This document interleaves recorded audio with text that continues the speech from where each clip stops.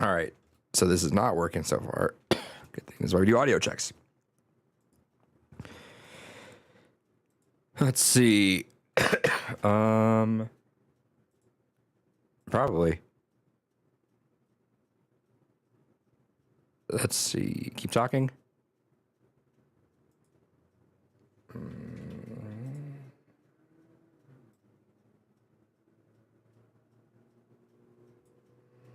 Maybe it's this. All right.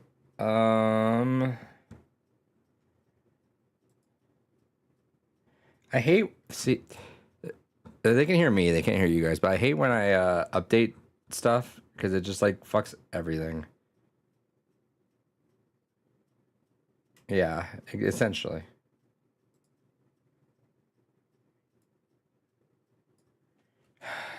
Okay. All right. Just gonna fix this, I guess.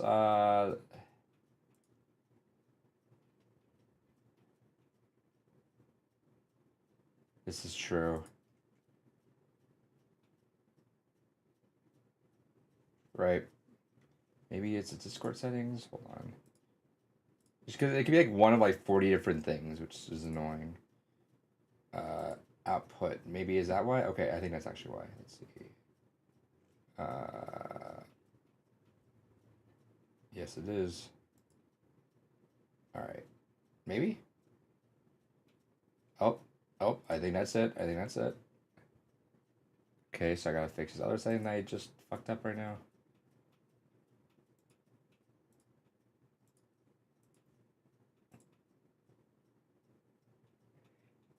Talk about Eurovision for a second. So I'm just waiting for I'm seeing you guys' levels.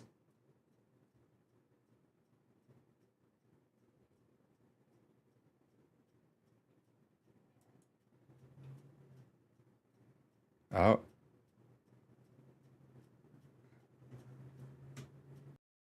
I love like the heights of it, like the heights of like how like fucking crazy it can be, just like how like the smallest stakes of how crazy it can be too, because like you have all the international shit going on, and then at the very end, homeboy breaks the trophy on his way out. It's just so I'm funny. gonna It's a interrupt you train really wreck quick. like Can from I can you top hear to me? Can you hear bottom. me? I Chit don't know. chatting. Can they hear you? Let me I go back to the video. yeah, they can hear me. I Alright, can't start. tell if I think that's Alright, I, fine. Yeah, I I can hear you. definitely hear you. Okay, Yep. okay, yeah, they can hear you guys too. Then I just got to. Oh, I heard me. Yep. Then everyone should hear Jesus, hear Kells as well. Oh god, All that's right. confusing. I gotta mute that. Yeah, that's the hardest part is having to figure this It's fine. out. We're doing it live. We're Quite doing it. We're doing literally. it live. Fuck it. That's you know what Alright. that's we gotta revive that meme because I feel like the younger generation doesn't know that. I use that so often. Just we'll do it live. Fuck it. I will say you are set a lot louder than I am. I don't know Who's if it's you? intentional or not. Who's you? Adrian, Me. you come out a bit louder than I do. Uh. Like I'm noticeably yeah. softer. Well, you've always have been on there just because of your past mic. Fair. Let's see. Clank it. Check. Where is my microphone coming in on? I hate audio checking things. All right, David, keep All right, I listening think we're and we'll good. keep talking. Yeah, I bumped you up like 10%. Hell yeah. I'll bump you up. And real quick, just to test, Kells, you say some shit real quick. I'm talking. I'm saying shit. Repeatedly saying shit over and over. Chit chatting. Listening to myself. It sounds He's good. kind of quiet, but Oh yeah. Why is he quiet now? All right. I don't think I have the setting correct on something here.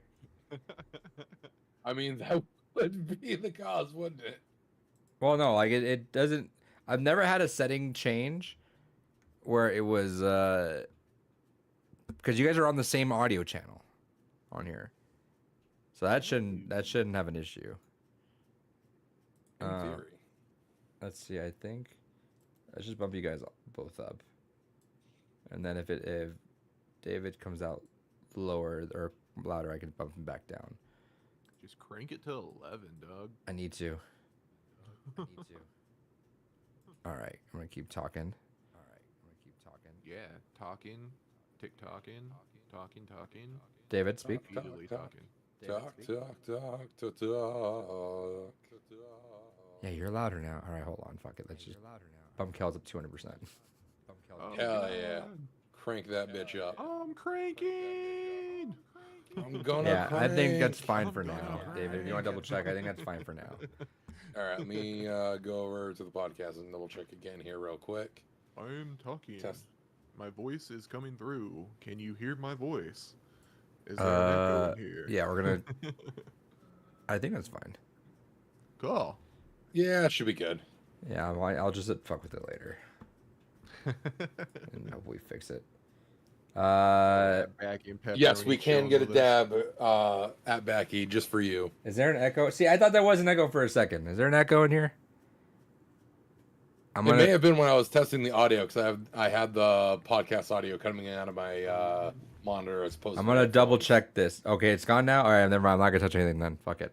Yeah, so it was probably me at Becky. All right. Let's just do this. Hell yeah! Welcome. Hell yeah. Just when I was testing audio. Nice. Welcome to the Liberty Podcast. I can't speak. I'm done. Epidemic number Epidemic. 47.3. When do you think we're getting COVID too? You think that's gonna happen in our lifetimes? Electric. I mean, it seems to be on a 100-year cycle for those kinds of things. Right. But do you? well, yeah. I remember whenever I was in high school, we got pig, or was it swine flu? Swine was flu? That the big Yeah. one? And then But avian flu. We were out for like 4 days or something like that. you guys actually got out for that? That's crazy. Yeah. Well, that was because we had like a bunch of people come down with it like all at once, and so they were like, "Nope, we're shutting this shit down." How the duality mean David right now, by the way. David's just taking a swig of wine. I just got 2 gallons of water. Hell yeah! The um, duality of man. it's been 54 episode overdue since the promised OF reveal. This is fair.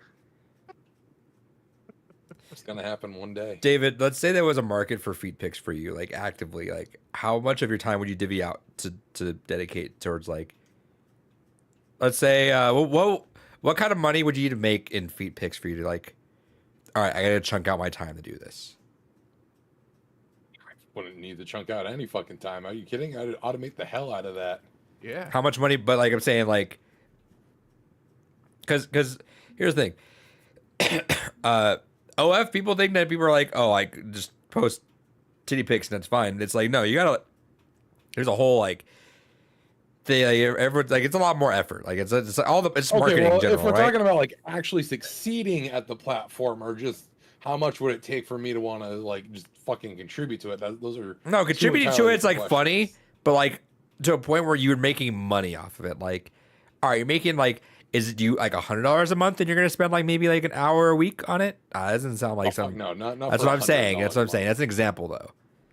Well, what like dollar to ratio time and money would you need for you to like? For it to be worth like a decent chunk of spare time, at least $1,000 a month. And then how much time would you be putting into that then? Probably at that point like 3-5 hours tops. A month? Yeah. 35 hours for $1,000 a month? This guy's got some money. Yeah. Yeah, we can test that theory. Yeah, we can start up a wiki feed for David right It's true. Yeah, go for it. Why not? I There's mean, the cruel irony is I will actually have to start doing like, I guess, pedicures and shit like that at some point. What? Just because of Taekwondo. Oh. It's one of the things that you have to like actually like have properly like taken care of hands and feet. Have you guys ever seen the pictures of like NBA stars' feet? Yeah, like Shaq's feet. That shit Dude. is No. crazy. So shoes are inherently fucked up for us. Just the shape of shoes just does not like actively work towards our feet, right? If you look at like any like sneaker, the way you the way you imagine the shoes, right? Our feet are not like that triangular, yeah, toe shoes for life, brother. right? And so when you Got a look, pair of those. I have you love ever them. seen them, David? No. Just go Google right now, like Shaq's feet or like LeBron's feet. Look at those feet. Yeah, it's gnarly. Well, the thing is, I think it's just like professional sports in general because there's he's a wide receiver for the Giants, Plaxico Burress. There's a famous picture of him like holding his hands up and all of his fingers are like crooked. just from taking fucking heaters like throughout his whole career and having to catch like fastballs from Peyton or not Peyton Eli. Is that like Manning. the equivalent of like boxer's ears? I'd say so. Yeah, it's just like or like wrestler ear, like cauliflower. Yeah, ear. yeah. Cauliflower ear. Yeah.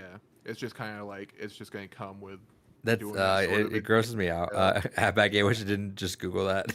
yeah, or like my little sister, she plays soccer and she was playing collegiate soccer and she was randomly she's like, yeah, my toenails fall out all the time from What running the all fuck? the time. Like, what the fuck? Excuse like, me? no, that should not be. Yeah, excuse me? No, that should not be happening. That's terrifying, and also Quit sounds what you're doing. painful. Yeah. You guys ever had a nail come out? No. No. So That's like a big one. I don't want. To happen. so when I was saying this, that I've worn boots most of my life, I can't fix the damage. That sucks. When I was like maybe 4, I had my hand inside of a door frame, like talking to someone, and my aunt came in and like slammed the door to go use the bathroom, and just like God. plop, it's like fingernail was just gone. Oof. That I can like vividly remember that pain. That sucked. Just hearing your nails just randomly fall out sounds like heinous though. What the wait is how does that? It's like you take off your sock and you're like, oh, there's a nail.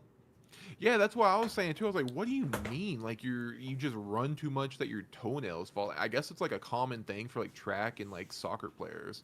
Just That's because so there's so fucking much weird. like Maybe it's constant because of running. their constant repeated pressure in I- that that's- area. That's why I was kind of thinking too, because her boyfriend, he's a collegiate soccer player too, and he was like, "Yep, I've lost all my toenail, or not all." He's like, "I've lost a ton of toenails too." It's like, What the fuck? yeah, that's whenever I That's stop. gnarly. Yeah, no, like I played football all my life, and granted, there's not as much running in that, but I've never lost a toenail or anything like that. It's just Yeah. insane. David, you see the pictures? Yeah, that Yeah. was interesting. Yeah, they're like toenail or they're like pinky toes like on top of their foot at this point. Like if you Yeah. had no context, it looks like some foot binding shit. Yeah. it really does. Yeah, no, for sure. Unironically, that's why Crocs are really good for you. Really, is it just because they have like a wide base? or Yeah, something? because Crocs, like the way they fit, just like are just so roomy with everything. Yeah. I feel like a hypocrite just because like not owning 2 pairs because my one of my exes was just like such a huge fan of Crocs, with like and just knew how much I didn't like them, so she would just be like, "You're not rocking if you're not crocking," and I'm like, "Shut up, that's stupid." And she would always be like, "I'm gonna get you a pair one day." I'm like, "Please don't." And here I am. It's almost like the inverse. I'm like, I'm getting a pair. And my girlfriend right now is like, I fucking hate Crocs. I'm like, you've never even worn them though. To be fair, try them out. Have you guys ever worn Crocs? No, they don't I- make them in clown shoe size. I promise you, they probably do. They look like clown shoes. They make some hideous looking Crocs, dude. That you go to a Croc store, they look horrendous. There's like some boots that like you would just they're just like someone is like made just like in Photoshop. Like like remember whenever like a new console's coming out and like someone does a Photoshop, oh here's a new PlayStation controller. It's got like it's like it looks so stupid. That's how every like Croc looks when it's like that. What size shoe do you wear, David? 15 wide. Let me see. Ooh. I'm just curious. Maybe I want to say they do make them for that. I haven't ever had like a actual ones. I've always had. Well, I've only had one pair, but they're knockoff ones, and they make my feet hot for some reason. Like I don't understand it. I just don't like it. My feet get sweaty. And Crocs? But I feel like that's the opposite it- of how they should work. Well, right, it was a depend- are you knock- wearing it was a socks? knockoff Pair. Socks or no it- socks? I was barefooting it. Yeah, it's gonna happen just because it's Okay. still kind of like encompassing something. Yeah. I saw Crocs with a Pringles holder in them. Yeah, I literally pulled that up right now because I was gonna say that. It's like I saw there's a Pringles can looking Crocs right now. Those are hilarious. Let me see. Let me find one though. Just pull up a regular ass nuts. pair. Pair Oh. of Crocs with like a little lighter holder or something. There you go, David. We What? get that. That'd be cool. Slip your credit card in your They're Crocs. the Margaritaville ones come with a pick holder. See, like just random Those are shit. so funny. Oh, there you go, David. They come in pair of 15s. Wide. But are they wide? I mean, I think in Neither general, wide. I think in general they all come wide. That's a lie. I'm not unironically. Also- Have you seen how big they are? Yeah. I mean, Beck says not gonna lie. I'm Those, also. I, Go ahead. he says they're kind of expensive. Depends. Like if you get like a silly like licensed pair, they're like probably $70. I'm looking right now at the. Yeah, That's- sorry. If they have Lightning McQueen ones, I'm getting the Lightning McQueen. I ones. almost got those. Like I said, but it just wasn't a car. Ka-chow! Wasn't a Cars fan enough though. There's a classic, like camo looking one. I just pulled the first one I saw, and it's $45. It's not bad It's for so like. funny that Crocs is pulling a Fortnite and doing crossovers with all these brands. I think just because like, I like that they lean into it because Crocs don't look nice. They look stupid as hell. Well, it's like they have those Shrek ones that have the ears on. Yeah, the I got side, those right? ones. Those are the Yeah. first pair I ever bought because I just did not like Crocs. Crocs I think look so stupid, but when you make something that's stupid looking look inherently more stupid, I'm in. Like that was like works, you guys understood the assignment, so that's why I bought those. Yeah. They had a pair of Crocs I was wanting to get before, but they kept selling out like instantly. They're the ones that kind of look like they kind of look like Yeezys a little bit. They look more tennis shoe like, and they were like really soft, like neutral colors. Uh-huh. So they looked like really nice, but they just kept selling out. So I was like, yep, it's not meant Yeah, to be. they had Pizza Planet Crocs, and I was like, oh, I wanted Oh, those, that's so but they sold out real sick. Yeah. quick. Like here, David, I'm gonna send you. This is why I think it's funny. Like these. Let me see. I'm gonna copy this. I'll put this in the chat for you guys in Discord. This is why I've now become a fan, just because like they get it. Like look at that, and then let me see what else I can find here. Hello Kitty, hell yeah. Oh yeah, that's funny. No Like oh, okay, here's. All right, exactly what I'm talking about. Right, let me pull this one up. This one right here. And for our listeners over there, the Echo boot that looks so stupid, but I think that's hilarious to me. it is pretty funny. Oh, David, this Echo boot comes in a men's size 16. There's hope after all. It maxes out at size 17. Only a few left. Yeah, because of the 4 people on the planet that would wear a size Yeah. 16 Croc Echo boot bought it. I you know what? That might be David's birthday gift. I think I want to see him wear some Crocs. We should do that when we go to Boston. Let's go to a Croc store. Let's try it. No, I'm not wasting money on on Crocs. Have you again? Try wearing them. This is what I was gonna say at the beginning. Yeah, The slip them on. yeah, the interesting thing about them that I kind of like is they have this like weird texture thing that almost feels like. I wish I could just had them. I'm too lazy to go get the pair. They've not spikes, but like they feel like little like prickly things on the bottom of your feet. They kind of feel really good when you're walking. Like it's almost like a little tiny massage when you're walking. So I enjoy those. Yo, the Echo clogs are actually kind of fire. Echo clogs. Let me see. Yeah. Here. Oh, the lockdown clog though. Yo, they got a Captain America Echo clog. Hold on. Peep this one. If Look at that.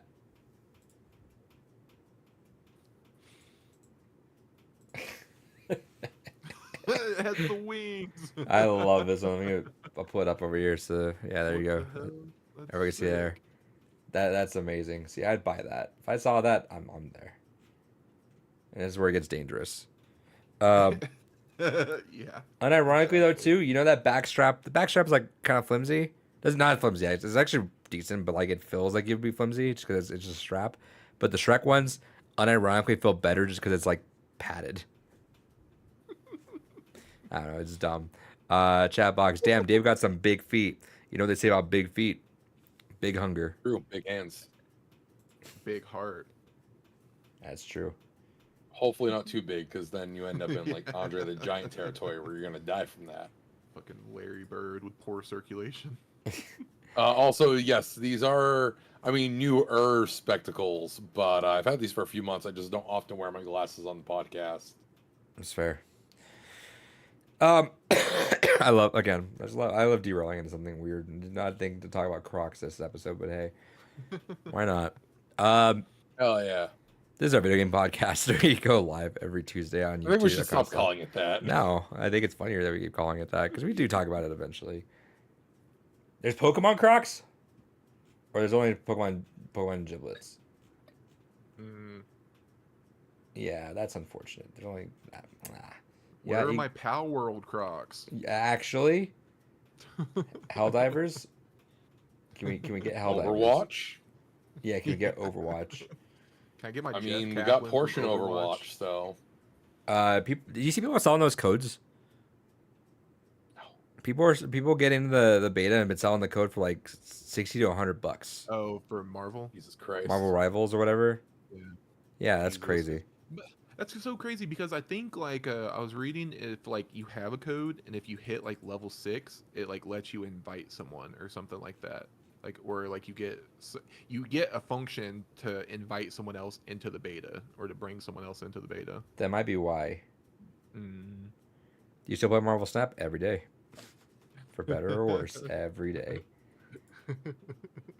Eyes bloodshot red. I'm playing it right now. Have you guys seen that portal thing in New York? Yes. Have you No. seen they shut it down? No, David. So let me explain this portal thing. They put this portal up in New York and Dublin, where it's like just a live video of each end. So New York can see Dublin, Dublin can see New York, and it's like on like a pathway you can walk by and just like see people there, and everyone's looking back at you. Put that in the hands of the people, and what do you think's gonna happen? Like of all like, just I imagine. just posted it in the Discord. I guess this happened and they shut it down because of it. That's literally the one that I have right now. Yeah. Hell yeah. Why would that shut down? I mean, to Make be more. fair, Ireland needs the emotional support right now. Ireland and the Netherlands really. could And use then it. Dublin, they For had real. someone went in front of Dublin and pulled up a picture of the Twin Tower. Fucking hell. Oh no! Never forget. That you know hell no. you know what that reeks of? It was remember last year for the Barbenheimer, and Japan's like, that's really fucked up. You guys do not like market those together. That's messed up. And then some Japanese Twitter was like, yeah, you guys think this would be funny? And they put like Barbie and like 9/11, and Americans are like, that's really fucking funny. You don't understand. No one hates Americans more than Americans. Unironically, dude. It's just like, you know, when people like professional players like in video games like hate their game they play more than anything else. Like, yeah, I'm playing Apex. Fuck this game. I fucking hate it, but I play. I don't know. On the slowest end of things, seeing some titties, whatever. Good for them. Yeah, now she's a international sex offender. Were there kids Hell in there? I don't know, but Isn't Europe just inherently better about nudity? oh yeah, they have like nude weather channels and shit. Yeah. So what's the big deal? We're respecting their culture. Yeah, for For the sure. culture. Anyway, All right, so that's. I was gonna say. I mean, that's a perfect segue for European culture. yeah, do that. We're talking about music, and we can put a little bow on this Drake thing, and then talk about music, or not music, games. Hell yeah. Well, welcome to our music podcast. Yeah. So this past week we had Eurovision Song Contest, which if anyone has seen the Netflix movie, I mentioned this to Kells the other week, but that is honestly pretty tame compared to how this event actually goes down. And this year was probably by far the most absurd, insane, uncomfortable fucking time that Eurovision has had in a long fucking time. So for those of you not familiar, the best way to explain Eurovision is it's kind of like Europe's musical Olympics. Every country in Europe, as well as like anywhere else that Europe has like broadcasting partnerships with, so Australia, Israel, which is going to be a prominent player here in a moment, and a few other places get to participate in this. And it's basically musical Olympics. Every country gets to vote on selecting a representative for their country for that year, and then it's one big music contest. There's some interesting caveats and rules to it. There's basically the big six. So the UK, Germany, Spain, Fuck the big six. It's just big me. France, and one other country that basically they never have to like actually compete to get into the competition. They basically pay for just about everything, so they always get to be there. Pre-qualified. Exactly. All the other countries have to try to qualify to get in. And this year was interesting. So to rewind a little bit, a certain country by the name of Russia went ahead and started stirring some shit a few years back. I don't know if you all heard about this. And Eurovision was like, hey, that's kind of fucked up. You're not allowed to compete. And officially what they said was, oh, Russian delegates were trying to make this too political. They were trying to do backroom maneuvering and trying to use this to kind of curry favor with other countries. And look, they can puppet that lie all they want. Everyone knows that fucking Eurovision is one of the most political fucking things ever. Literally, anyone that takes like a second to like research the voting history of Eurovision will see that there's two parts to voting in Eurovision. There's the political voting, and then there's the, all right, we gotta like keep a little bit of quality control going on voting. And so Eurovision's always been political. I don't know why anyone would try to have the pretense otherwise. I don't know. Maybe they're just trying to keep kayfabe alive. Who knows? But the wrestling analogies are not going to stop there because, oh, trust me, they borrowed a lot from wrestling this year, and we'll get to that in a second. But yes, to finish setting the stage, it's a very heavily political thing where, again, some of the voting that happens is very much based around, well, we got to play nice with certain neighboring countries, and also, well, we just genuinely need to keep like a certain level of good quality music coming through. Now, the way the voting works is it's broken down into two categories. There is jury voting and fan voting. They're kind of weighed about ish the same, but generally speaking, because of there's like 36 some odd countries that compete, they have a heavier power to their voting, but not by much. You know, it is technically possible for a fan vote to outrank a jury, but it still requires at least enough of the juries from the other countries to go ahead and give votes to a certain country to get along, which has led to two back-to-back fan vote controversies we'll get to. But generally speaking, the way the voting works is you can't vote for your own country, and you have 12 votes that you can give for the jury level voting. And those 12 votes give a point based on what tier your points is. So tier 12, that's 12 points. You can do the math from there and figure out how that works. So that's the general gist of what you need to know on how this works. So we have 2 rounds of semifinals. The whole point of the semifinals is at that point, every country has selected their representative. So they have 2 nights where their one representative kind of goes head to head with other countries. They split it in half, where night 1 is semifinals is like 15 people, night 2 is 16 people. And the idea is that only 10 from each group goes forward. Plus there's also the big 6 that always go on regardless. As commonly happens, some countries were fucking robbed in this process. Shout out to Australia. Very emotional, very powerful song about unity.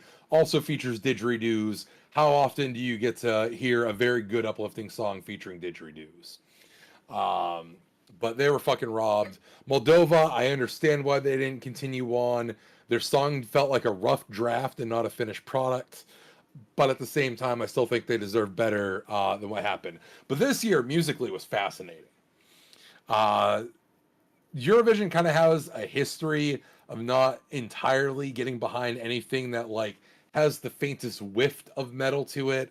But there's been a couple groups in here. There was a folk metal group from Norway that Yeah, I was got about to say like fucked. Norway and Sweden. Like you would think they would come out with some premium grade A metal bands for this contest. You would think last year there was like two metal bands that did really well with the fan votes that honestly I didn't really find that interesting. There was one, I can't remember the name of the band, but their song was called Blood and Glitter. And they were basically just a gay death metal band. Same. And the song was fine. It was all right. It was basically Baby's first death metal. Yeah. And then the power metal band that they had, I think it was from Luxembourg. They were all right, but again, it was just like Baby's first power metal band. That's kind of where that's what I want you to kind of think of with some of these groups is a lot of what's coming through is kind of safer in terms of music. So even like the metal bands that do come through tend to be like on the safer side of metal. Although this year was interesting, a lot of fucking 90s techno, which was kind of fascinating. Had a lot of fun with that. But there were a few individuals with a lot of fucking personality and actually understand showmanship and creating unique songs, such as from Ireland, Bambi Thug, fantastic artist. Really enjoyed her song. Also, her cover of Zombie was fucking beautiful. Really dig that. But she is one of our prominent players. So Bambi Thug goes by, I said they go by they them pronouns, which was a recurring theme with a few artists, such as our winner of Eurovision this year. Was his name Nemo? Yes, Nemo, which caused a lot of fun confusion on Twitter as people were fighting about the proper gender for Nemo, and a lot of people were like, "What the fuck are you talking about? The fish is clearly identified as male. I don't understand why we're having a conversation about the cartoon fish's gender." And it's like, "Well, welcome to the other side of Twitter, I guess." But yes, they were very powerful act. One of the few that genuinely put on a performance. Windows 95 man from Finland. Finland tends to put out a lot of musicians I vibe with, and this year was no different. I've had a lot of fun with Windows 95 man. Any band that's willing to go out there pantsless and just put on a good fucking show, why not? Fuck. And also Croatia, had a lot of fun with Croatia. But there's a lot of good performances that try to actually do something different. And then there's a lot of your usual just generic club fare. And then a lot of like 90s techno as well. Pleasant surprise. I actually kind of enjoyed it. Anyone that grew up with 90s techno and club music from that era probably would have a lot of fun with some of the music that came out during this. But there was a certain delegation that a lot of people were wondering why they were there. And that is Israel. I don't know if anyone listening to the podcast has kept up with geopolitical climates as of late. But Israel is a very controversial area right now in this moment. And in that controversy, they were kind of asked, why are you here? Made even worse by the fact that originally, when they tried to pitch their song, because part of it is you have to go ahead and be like, this is the one song I'm doing. Again, if you watch the Eurovision movie on Netflix, that is basically how it works. You create, you pitch your one song and you have to commit to that one song. Why am I gay at Backy? I mean, it's just because I'm a sucker for anything with good legs. That's just how it works. I don't know what to tell you. But so that is how it works. Originally, Israel tried to pitch a song that was just straight up pro-Israel propaganda, and was very much just about like, fuck Palestine, fuck what have you been hearing. Israel's great. It was the equivalent of Hitler trying to. It would be like basically if the producers was played straight, where instead of Springtime for Hitler being a parody, it was like, no, we actually are making a song about the majesty of Hitler. It was that level of just absurd propaganda. And Eurovision was like, rework the song and then you can come back. So they did. and they reworked the song. I think it's called Hurricane is the correct title of the song, talking about a genuinely unfortunate incidents. Again, because there's gray to everything in life. Thing is not just black and white of pure good and evil. There's multiple levels that happen in all occurrences. The song is dedicated to those that lost their lives during the music festival that Hamas attacked. That was a horrible, brutal incident. Don't take that away from anyone. I can understand conceptually wanting to make a song dedicated to that event. The problem is that Israel shouldn't have been there at all. And a lot of people made their thoughts clear on that. Bambi Thug was one of the most outspoken about it. Juiced, who was the hero of our story, also was one that made it very clear she was not welcome, as was the representative from Greece, whose name escapes me right now. The lady. I just looked at her. I was looking at the contestant. Marina Sadi, Yes. or I presume she, her. Yep, we're good. Yeah. Just on a side note, the Eurovision website is sick. I love how they have it set up. You can look at all the contestants from each phase, and it has like all the information too. Yeah, it's actually really like this is a finely tuned Primo. machine. Yeah, I highly appreciate this. This is great. Which we'll get into how well tuned they are in just a moment. So again, a lot of concerns and a lot of people genuinely not comfortable. In fact, after this is wrapped up, a lot of artists, the two artists that basically had to come on stage after Israel's performances, both in the semifinals and the finals, basically both artists agreed that was the most uncomfortable thing to go into. Because imagine going into an event where the act before you has nuclear heat and you got to go on and put the best show of your life to continue on or to represent your country still and do the people back home proud. Like, that's fucking wild. But yeah, so they were a part of it. And they continue on, as I spoiled a little bit there, into the finals. Now, here's where some interesting things occurred. Number one, if you watched the live broadcast, you did not hear the boos. They employed the same technology that WWE has decided to use a lot over the last few years, really until recently, where they've employed the use of the hairdryer pop, where you just hear that whining, whirling, sheer sound of Yeah.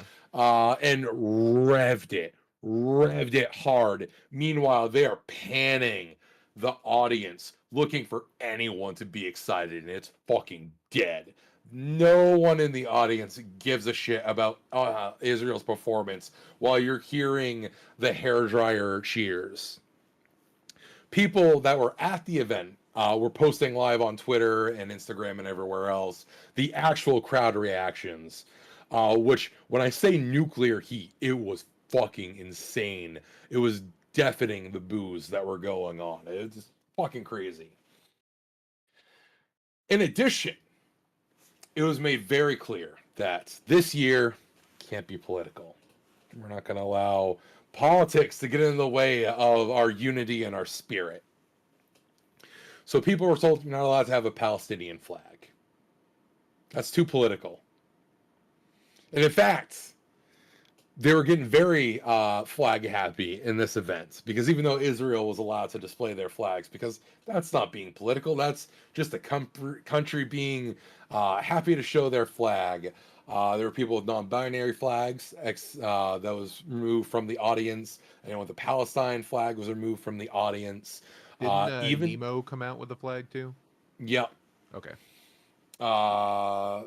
Also, Bambi Thug wasn't allowed to bring a flag, but she was wearing the trans colors underneath her witch garb. And so part of the final bit of her act was to take off all the witch garb and be in the trans colors, because she did not give a fuck. No. She was there to just fuck around and find out. Yeah. Again, Irish based spirit. individual. And so That rubbed a lot of people the wrong way. To cap off the semifinals, we had on night one what I honestly thought was good. Or no, it was night two. Night two of the semifinals. We had who I thought honestly was gonna win this competition. We had Joost from the Netherlands, whose song is Europapa. Now, this song is a fucking banger. It's just fun until it becomes emotional damage. Juice's whole background is his father died at 12, and then his mother died a year later when he was 13. But his parents both tried to instill heavily in him the idea that borders are illusions, that don't close yourself off to humanity, always try to find the good and seek out what makes life interesting, and also chase your dreams. And even from a young age, he wanted to be a performer. And so Europapa was the culmination. Like 90% of the song is just a fun fucking Europop funk beat that just personifies the majesty of what Eurovision is supposed to be. And then the last 10% of the song is him just basically being real and being like, I fucking did this for you, Dad. I did it. I fucking made it to where I always wanted to be. I hope you're proud of me. So I'm like, no, there's no fucking way this man isn't winning. Jesus Christ. And then we get to the press conferences after the fact. And this is where some more interesting things happened. Bambi Thug went ahead, and she was not. They were not having any of it. They absolutely just either pieced right on off, or anyone that was trying to talk to them told them, "I ain't fucking talking shit about Israel. They can get fucked. I ain't dealing with it." But that started a problem because delegates and reporters from Israel started harassing them. Meanwhile, as all that's going on, Juice, the representative from Greece, and a couple other folks are in a press conference with the representative from Israel. And the representative from Greece is just fucking pretending to nap. She is fucking out. She's gone. She's not having any of it. Juice is sitting there with his country's flag over his head like, no, we're not doing this. And someone from the audience asked a very legitimate question. Hey, do you think you being here is causing potentially some major cause for concerns of the safety of the other contestants? Now, so at this point, we're going to rewind a little bit because the event was held this year in Sweden. Again, the way Eurovision works is whoever wins hosts the next year, except in like extenuating circumstances like when Ukraine won, the UK hosted on their behalf because obvious reasons. So unless there's an extenuating circumstance, whoever wins gets to host the next year. So Sweden won last year, they got to host this year. And it was so wild, the amount of protesting that was going on. Apparently Greta Thunberg was actually involved in the protesting. She was arrested for the protests. Many people were actually arrested. They closed down trains going to the area just because of the fact that they wanted to control the influx of populist protesting around where Eurovision was happening. Imagine working in like that area and you have to be at work. Yeah. Yeah, especially if you're not even a Eurovision fan. You're like, these fucking weird musical freaks are making my life miserable right now. I'm just trying to go home. Yeah. So all that's been going on. And then of course, you have people coming out of the woodwork because again, there's no more grayscale, there's no more nuance. Nuance is dead. There's only black and white anymore. There's only good and evil. And so a lot of people were up in arms, being like, well, clearly all this hatred being hurled towards Israel's representative is because explicitly they hate this Jewish woman.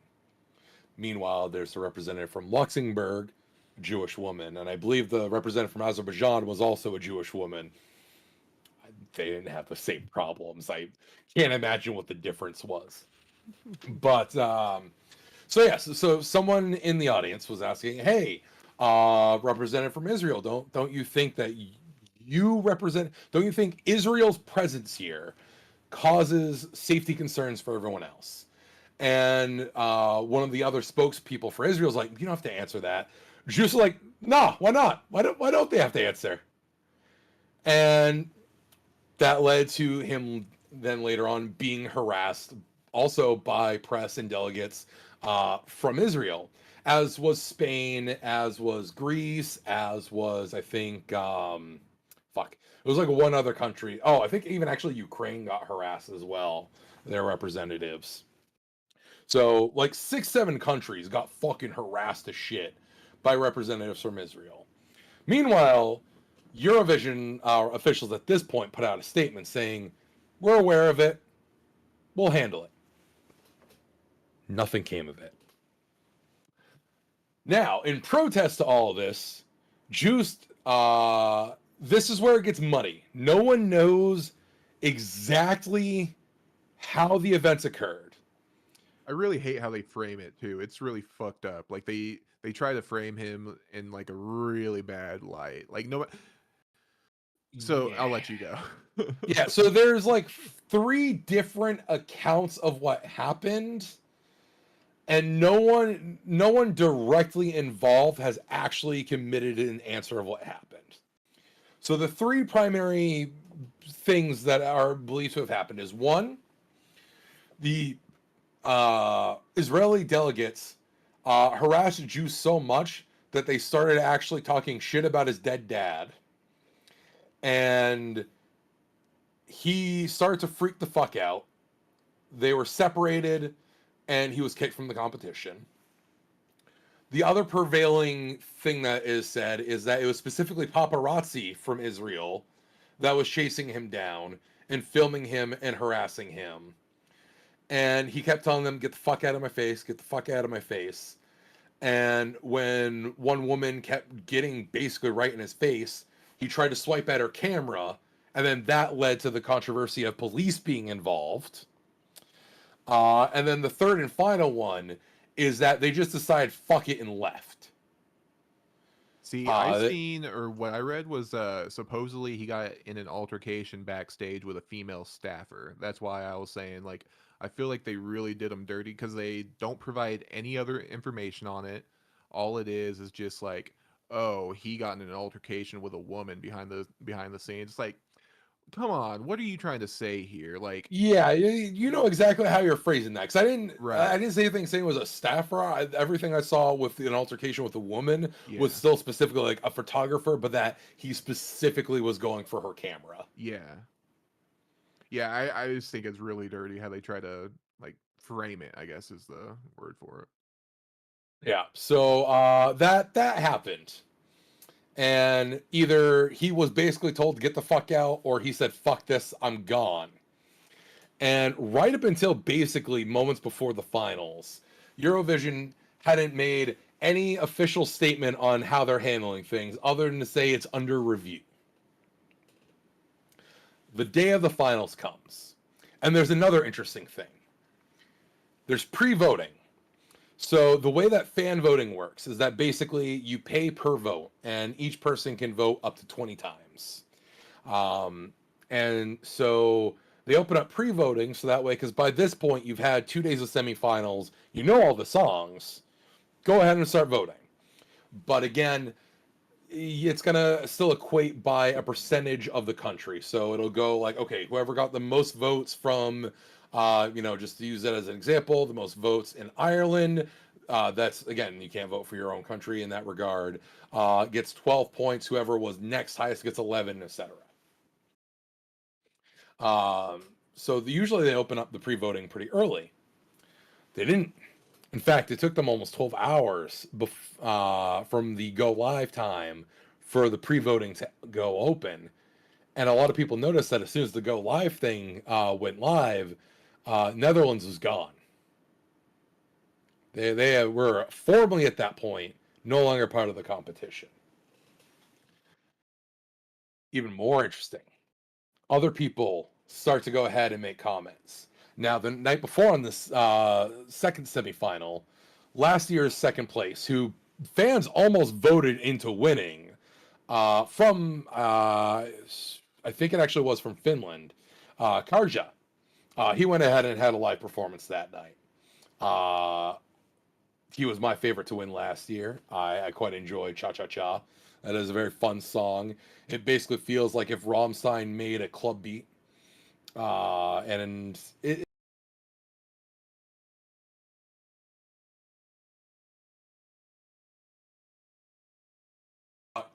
I'm not gonna do any, oh shit, we lost Adrian.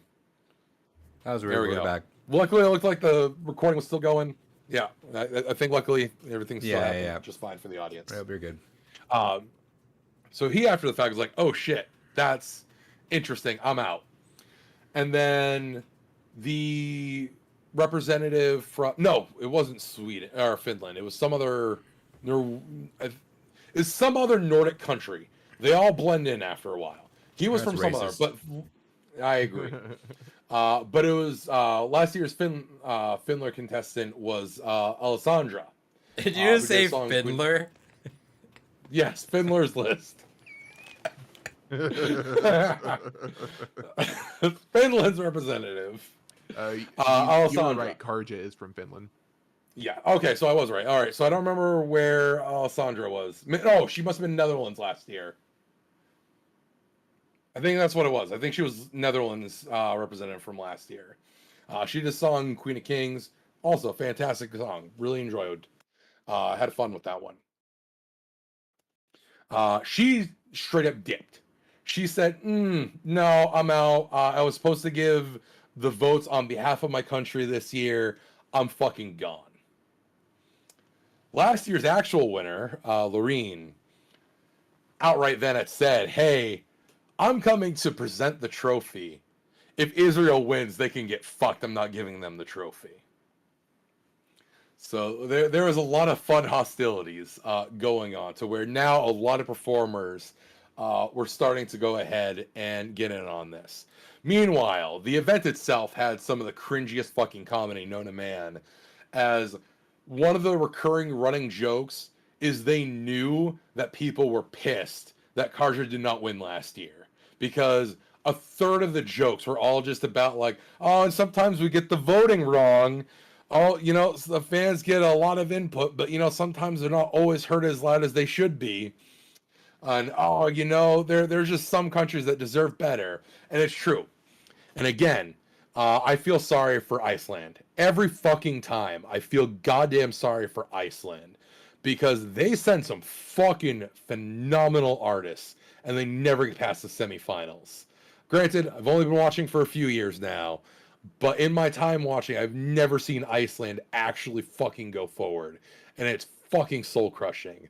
Last year was hilarious, or was it the year before? It was either last year or the year before was hilarious, because outright the performer was just looking disgusted on camera every time they panned to her, because she knew like I fucking killed myself out there fucking with that ballad, and I know I'm not going forward. Don't even bother fucking showing me while you're tallying my votes. Get out of here. But yeah, so there's been all this discourse going on, and we have our finale performances where basically the artists get one more run to go ahead and do their show. They get to make some tweaks to it, but again, it's supposed to be the same songs and more or less the same performance, but you can still make tweaks. For some of them, they do costume changes. For some of them, they may like re-emphasize other parts. Gate, the folk metal band from Ireland, had this really sweet fucking spot where they threw their guitars in the air and catched them. There's a lot of things that can tweak and go from there. But hilariously, they had this one bit where there's a lot of conversation of why Sweden won last year. This year happened to be ABBA's 50th anniversary. Sweden has one of the largest wins in Eurovision, tied with like one other country. I don't remember which one. But there's like this whole like red line conspiracy that this was set up so explicitly for Sweden to have Eurovision this year, to do ABBA's anniversary. And during the finals, we got an ABBA performance. Yep. They brought up the holograms as other past contestants from Eurovision portrayed the ABBA cast. And one of the cringiest fucking things I have seen. Yeah, and like the CGI that they did was really bad. It was like, it was not good. It genuinely looked like early PlayStation 3 360 graphics. Yeah. But then we get to the voting. And with all the hostilities in mind, with all the controversies going on, there was three things actually, that were the most fascinating. One, right out of the gate, fucking everyone was getting their 12 points, so the max amount of points they can give as their country to Switzerland. And the irony's not lost on me. Who better to give a neutral standing to than Switzerland? Like almost all but genuinely like 4 or 5 countries gave 12 points to Switzerland. Throughout the whole night, it's like, all right, I guess Switzerland's winning. Jesus Christ. Because fucking everyone was just like, no, we need to make sure someone wins. And someone must have all universally agreed Switzerland. Because again, whoever wins has to host the next year. There's no fucking way they're going to go ahead and have Eurovision in Israel next year. I'm telling you that much. So Switzerland was just getting everyone's top votes. And there were some countries along the way. Interestingly, Ireland being one of them, that gave votes to Israel. So again, a little bit of political intrigue going on with Eurovision. It always happens. And it makes me wonder if there was some international shit going on, because again, Bambi Thug was one of the most prominent people saying, no, let me throw hands. Let me fucking I'm gonna throw hands. So just fascinating to see that. Just coincidentally, one of the countries that was most harassed by Israel threw them a few points, as they also had one of the most vocal people against Israel there.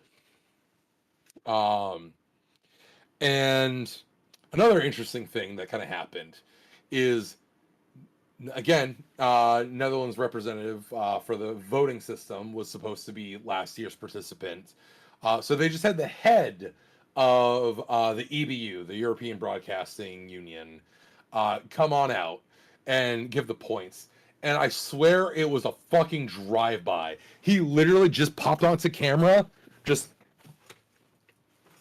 Netherlands gives 12 points to Switzerland, and fucking peace. And still, the amount of booing was so intense, even the air pop filter couldn't drown out the booing on the live feed. It was that fucking intense. People were not having it. They were pissed about what happened with my favorite Juice. part. Like, what's the guy's name? The executive for Eurovision. Like, anytime he'd pop on, just intense booing. It was so good. That's the head of the EBU guy there. It's like Mark okay. something. Yeah. Yeah, gotcha. Yeah. Yeah. So yeah, he was booed so hard, even the fucking pop filter that they put for crowd noise couldn't drown out all the booing. Fucking hilarious. But then we had our third fascinating thing, which is to say, so basically it looked like Switzerland was fucking guaranteed. Israel had like 33 points. Ireland was like low on the totem pole. My personal favorite at that point to win, Croatia, was not high but not low either. And then we get into tallying the fan votes. Now again, I don't know who fucking oh fuck, what was the country's name now? It's fucking escaping me. Let me pull this up, because there's one Estonia, there we go. I don't know whose fucking cornflakes Estonia pissed in, but Estonia got no points from the jury. Luckily, they got like 33 fan votes, which was enough to make sure they weren't dead last. They still came above like 7 other countries with only 33 votes, which is hysterical. But I don't know who Estonia pissed off to get no votes, but they didn't deserve that. They were another kind of folky, fun music song. David, I Um, don't. I promise you, I'm not trying to be rude or mean. Can we cut a few details on that because we've been going. I'm literally at the Okay, end. I'm okay, because literally at the end. we're like at 40 minutes. Considering how we spent 2 I know, weeks I talking know, about I know, but it's conversational. That's all. It's my only thing. I swear, I'm not trying to be rude or anything. I we're promise. at the tail end, I promise. Okay, I believe you. I believe you. So the fan votes start coming in, and it's fascinating what happens because we see a major paradigm shift on the leaderboard. Yeah. It's We crazy see what happens. Israel in the fan votes get like almost 400 points and become number one, usurping even Switzerland, who again, mind you, got max points from almost every fucking country.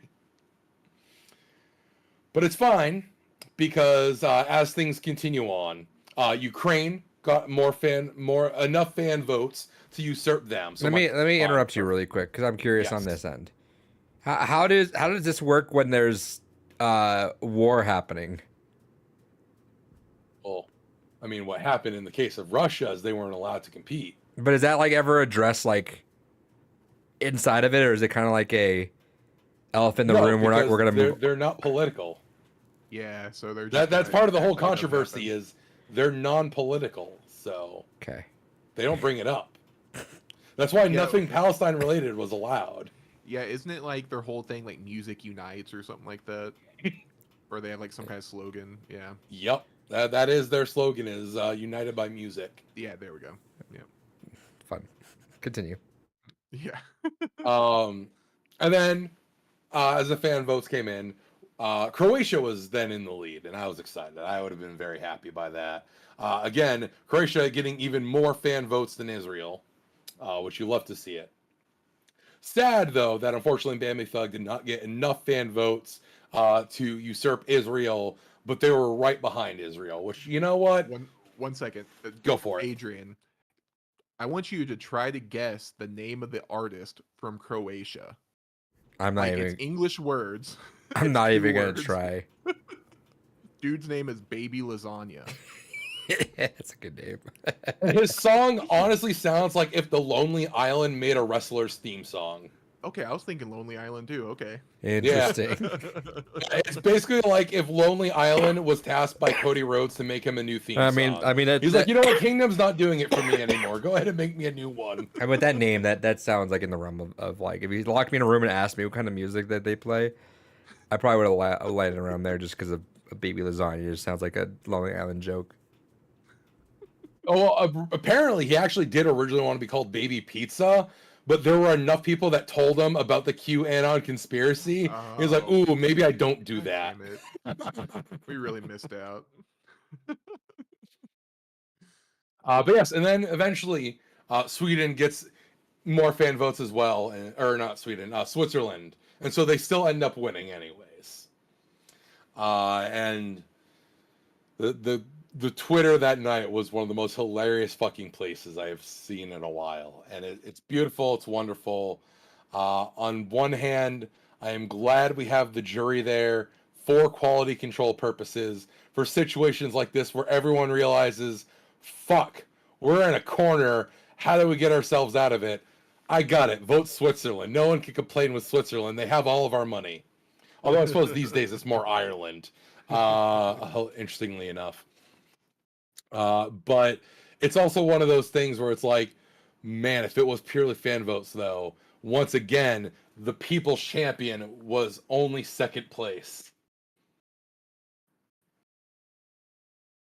But yeah, so that was a TLDR of all the controversies with Eurovision. There was an obscene amount of shit that happened beyond that, but everyone that's been coming home from it that has actively spoke out about it, like the representatives from Ukraine said a few things. Of course, Baby Thug said quite a bit. They've all been like, nah, it was a shit show, and we're fucking glad we're not part of it anymore. I can't wait for like some like behind the scenes like exposés or more details come out. That's gonna be really fun. I want it to be hosted by Will Ferrell. Yes. So that would be beautiful. Make it come full circle. So I feel like already when you got like 6 people going in like non-voted, I feel like why do people participate in this? Because rarely those 6 ever win. But I mean, even so, like I feel like if you're getting disrespected as a country, why are we participating in this? Is it? It's like the Olympics. It's the music Olympics. Yeah, I get that, but like if you know you're gonna get hosed as a country and just piss you off, I struggle to know what, because it's not a very blatant. Olympics is different, right? Because it's like if you go up there and like you run this fast, jump this far, it's like they can't say, all right, well you jumped farther than that guy, but this guy jumped cooler, so we're voting for this guy to win the gold, right? It's like it's a measurable balance of who wins. If like Yeah, you still have Usain Bolt like cleaning out track for Jamaica or whatever, right? right, but like this such a measure of like opinion, and you know you're gonna get hosed. Like why? Is there an incentive on them to do this? Like, does it like is it Again, like it's- is it like, oh well, if we send like this guy out there, like even though they're gonna get hosed, like they'll come back a bigger artist for us anyway or something like that? Or is it just like, I mean, theoretically, everyone that gets to compete has their careers boosted. I mean, that's honestly what I use Eurovision for in a lot of ways. Is basically a sampler dish of new music. right?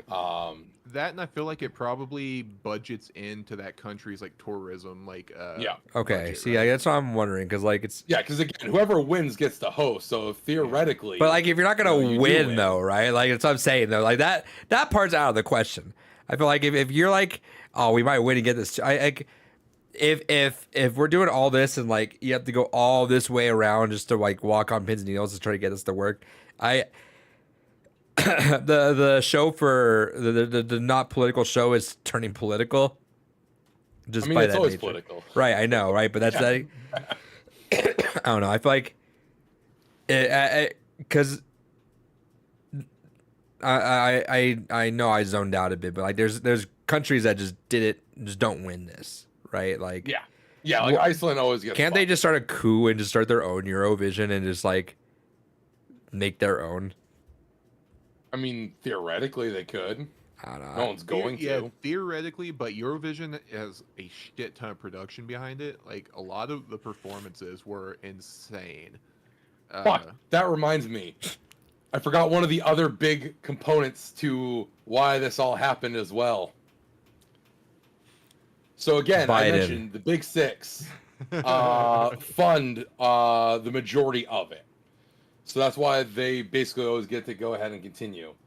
But there's a sponsor as well, Moroccan Oil, that goes ahead and flips the bill and also contributes a massive amount of money to make sure Eurovision gets to happen each year. But you know what the funny thing is about Moroccan Oil? They're an Israeli company. Whoops. I also just don't like the idea of like a limited substance being the sponsor. Yeah, it's kind of crazy, isn't it? Okay, so the big question is, if somehow, some way, they decided to make it like more encompassing and U.S. got to participate, who are we sending over as the United States Drake. representative? He thinks he's part of us That'd be anyway. Canada. He thinks he's part of us anyway. Oh, that's true.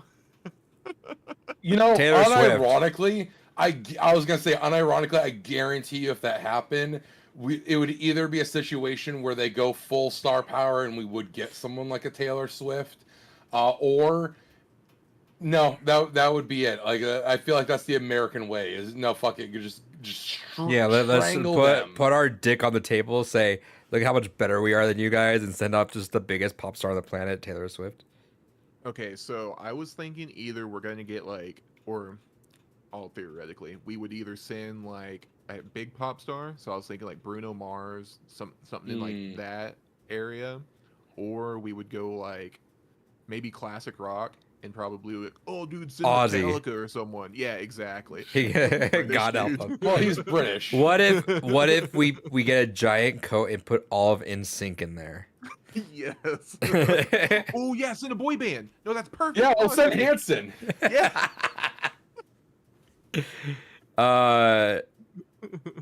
I could see. I don't know. I'd imagine star power because I haven't seen any of this. But then part of me would like to what's like the most country like southern thing. Also, just Okay, like we send Garth Brooks. Let's go. Yeah. unironically, that star power tied with America, right? Like, Yeah. Yeah, we're bringing George out of retirement, King. We need another one out of you, bud. You know what? Fuck it. Send the most American man you can. Send Ted Nugent. Biden. Oh. No, like Garth Brooks would actually unironically go hard because that man would just like fly across the stage, just like playing his guitar. No, he'd play as like his alternate, or what was his alternate alias, his rock alias name? I don't know. This is lore for me that I don't know. That's gonna piss me off. No, well, there's a time that he did. It He was pulled like, he pulled Stephen King, Richard Bachman. yeah, exactly. Yeah, he like rebranded Fascinating. and everything.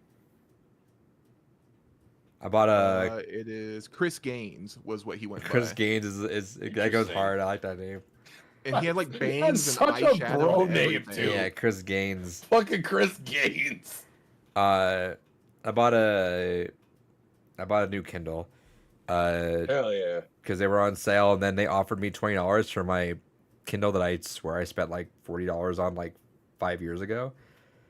And I was like, I really didn't want to use that thing because it still used micro USB charge, which was really fucking annoying. Yeah. So I literally just Finding want, your one cable for it. yeah, and charges so fucking slow. So I was like, I would want to upgrade just to use USB-C.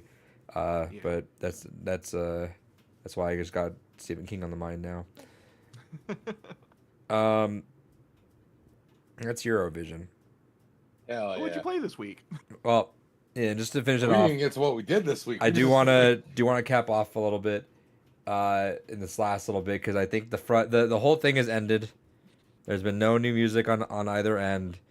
A lot of weird shits popped up, but nothing like on the official end. Drake sent some sad girl Instagram posts. I seen that. While you guys were talking, I saw a post of yesterday. Someone made breaking down Kendrick's entire plan, how it followed Sun Tzu's Art of War, unironically. Okay, but like here's the real question. Was the dog fucking real? That is being put into question. DJ Academics was sued today for not good things. Let's just say that. That being one of the people, aka we got some weird case around him. Why you keep him around? And then let me just let's say this off, and we'll cap it here. Yeah. He broke a lot of records this week. Let me list off every single one. Most streams ever in a day for a rap song with 13.1 million streams. Most Jesus. streams ever in a week for a rap song, 81.3 million streams. First rapper to have 2 #1 songs this year. First rap song to reach 100 million streams on Spotify, only 9 days. Most streams ever in a day for a rap song in the US, 7.1 million. Most opening week streams ever for a rap song, 55.3 million. Strongest debut of a solo rap song on Billboard this decade. First rap song to ever debut at #1 with a shortened tracking week. First rap song to receive over 11 million streams outside of its opening day. And first rapper to ever have multiple songs with over 50 million streams in a single week. And Not Like Us and Euphoria. And the fun part is that he debunked Drake in like a lot of these records. Drake was holding the record on that, so Kendrick kind of just came in just like bop bop bop bop bop bop bop, knocked him off there. Basically, fuck you. I can make a killing on The this one of too. the earliest points Drake had was numbers wise. I'm ahead of you. You're not catching up, and Kendrick's like, Yep. hold up, I can. Let me do this really quick. Yeah, let me cook. knock it all out in under a week. Right. And then I think the fun part was when a rap song comes out, the debut day is usually its biggest day. Like it's weird and unheard of for songs to just like continuously grow, which is what Not Like Us was doing. Was it was growing per day, and it was just funny because it was like creeping slowly and slowly trying to beat Drake's records. The day before it beat it, it was off by 5,000 listens, and like Kendrick fans were like, "All right, we're blasting like all day today." So shout outs to the GOAT. that's there, and then there's a whole thing about the stuff that was in there, which I'm not gonna get into because it's like conspiracy theory shit at this point. So I'm out on that end. So book ended. Is this over? It's not over. I think there will be disses in tandem forever with between these guys. But yeah, shout outs to Kendrick. I did make the joke to one of my students because we're seniors. Last day was yesterday, which I'll talk about for in a second. But I said because I like to write notes. I'm a fucking English major, right? So it's like all my seniors, I'll write them like a note on their final when they submit their final. I'll give them like a long like post on their assignment or on their yearbook. When they ask me, I'll write them a whole letter. But I turned to one of them like, bro, I've been having to use every end of my body to not start off every single yearbook with Dear Adonis. Dear Adonis. Yeah. Dear Adonis, scratch it out, put their name in. I was like, I probably should have done that to at least one. But I didn't. But yeah, so yeah, we sent off the seniors yesterday. Shouts to my cloud player, the one that I've known, the one that's like carried me through the whole like Smash thing so far. He gave me an envelope, me and the other coach an envelope. I opened it up and it was like a whole like written letter, like handwritten letter. And That's so sweet. yeah, and it was just talking about like there and the way he started off like got me emotional, where he's like, the day you walked into the esports room was the beginning of a dynasty. And I was like, bro, that goes so shit. hard. That goes like ridiculously hard. So I pulled up the new players. I'm like, read the first sentence of this letter. And I wrote that. I'm like, we can't stop winning. We continue this going forward. We don't let anyone else finish that off. We keep this dynasty going. And like, I saw like a firelight up in the other one because his grades aren't up yet. He's like, all right, I got this. We're cleaning up. I'm like, all right, let's go. But yeah, like we get those going.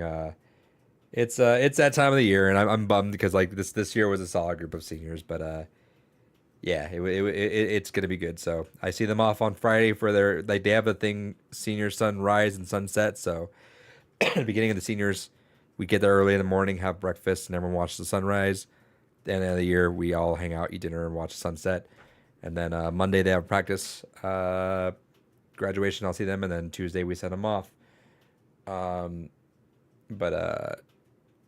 yeah, it's been fun. But yeah, it gets all emotional. But I'm also like, I'm that kind of person where I don't like doing this emotional stuff too often. I'm still trying to do the man. I got trying to break the man thing down where we gotta start being more emotional. But you know, and so I see them. I gave them all hugs. I'm like, I'm not gonna cry over you guys. 'Cause I'm gonna see you guys like 3 more times. So whatever, we're good right now. But yeah. Anyway, everyone, let's bring it back, reel it back. David, what'd you play this week? Hell yeah. I have predominantly been playing Super Mario RPG. I am almost done the game. Nice. I'm basically just prepping myself for the super boss fight. So I haven't done that in a while. And there's a change to it that I really think is fun. It's not a spoiler, so I'm going to talk about it, but it's just kind of a neat thing where the super boss is still in the 2D aesthetic, even though everything else in Super Mario RPG obviously has been remade with the new kind of 3D style. But they kept the super boss in the old 2D style, which feels even more poignant for what that boss is supposed to represent. So I dig it. I think that was actually kind of a clever change to keep it in tow. But I'm almost done. Mario's max level. Everyone else is at like 25, 26, somewhere around there. So everyone else is just about max level. I was going to go for the super suit, but fuck getting the 100 jumps in this game. The original SNES version runs at 60 frames a second. This one runs at 30. So you would think that the timing for the precision button inputs would actually have a little bit more of a grace period to it. But they also readjusted the timings, accounting for the lesser frames, which has taken a long time to get used to because I have a lot of muscle memory from the Super Nintendo version. And that fucked me over in the beginning of the game because, goddamn, I have to relearn all these timings. But getting the 100 jumps is absurd and I hate it, so I'm not getting the super suit, unfortunately. But everything else is kind of fun. The only thing that honestly I do have as a genuine negative for Super Mario RPG Remake, and it's just the nature of Switch for some fucking reason. There's slowdown in this game. I don't know how a from the ground up remake running at 30 frames per second of a fucking 10-hour RPG has frame drops that drop down to like 15 frames a I second. wonder where the Switch is always showing its age, right? Like it's a lot. We don't think about it because it's like such a cool little handheld, but like it's old. But then you think about like Paper Mario HD being 30 frames now. You wonder, Yeah. but then I'm like, you guys got like Breath of the Wild to fit the beginning. How is it different? I wonder if the technology is just outpacing things in Nintendo and they're like unable to, but they're like also like the best at knowing their own hardware to like not do that. So that is confusing how that's happening. But it's also especially weird because, again, the Switch was comparable to like the PS3 360, so the gen after GameCube, and most certainly a few gens after fucking goddamn Super Nintendo. Well, right, but the it's the art style and everything that they're using, trying to like keep it up there. So it's that. It's not necessarily like just a like overcoat of paint on these things. So it's No, I appreciate that, but it's still like no, it's weird that it's happening. In which case, like you could probably bring the art style down a little bit, just because I'm always performance over art style. I think everyone that is rational playing Agreed. games is that. And honestly, it's not even an art style that I mean, based on my limited coding knowledge, should be that intensive on the fucking. That's what I'm saying. So I processor wonder and if for the it's GPU. just their tools are just outmatching the Well, Switch at this point. Like I always go to was it Xenogears as like the Yep. go-to like example. Like we're getting that, and then stuff like Mario RPG is running like shit. Right. What's Even going on there? funnier is people that have modded Switches. Some people have actually Yeah. switched to just going ahead and throwing on either SteamOS or other Linux distros, running a Switch emulator and getting better performance than native That's Switch. so weird. Yeah, that is weird because like part of me wonders like is it like a compression it like are like so they're fitting these onto the cartridge. Are they doing something like fucky there and like getting like crossing a wire or something? Because you have people that are running emulation and ripping the ROMs and they're able to get in there and make it run better. So like I just CD don't Projekt understand. Red Yeah, fucking worked magic to get The Witcher to function on that device. right. Like, yeah, it still has dips here and there from what I've seen, but like, it's still relatively stable. Yeah, it's still The Witcher 3 on the Switch. Fucking A. I mean, again, Nier Automata fucking works on the goddamn Switch. That too. So it's just, I really wish don't know they what's dropped going on Replicant there. it. Right. Fucking also, frustratingly, Front Mission, the remakes, run like shit on the Switch as well. Which it sucks, because originally they released Front Mission 1 remake only on the Switch, and they now have PS5 version that you can get physically. But I kind of don't want to rebuy it because I already have it on Switch. And now it's the same thing with Square Enix has only released the physical in Asia for 2. And 2 is the most important. I don't get me wrong, of Front Mission 1 through 3, 3 is my favorite. But 2 is important because that game never got any kind of English official translation. And even the fan translation for 2 is incomplete because the translation is so thick it can't fit on the disc.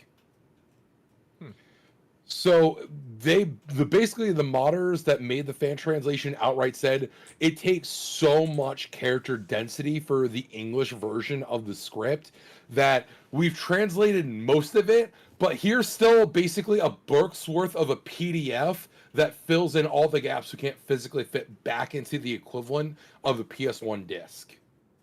Well, don't worry. Square needs money soon, so hopefully they'll go ahead and bring it on over.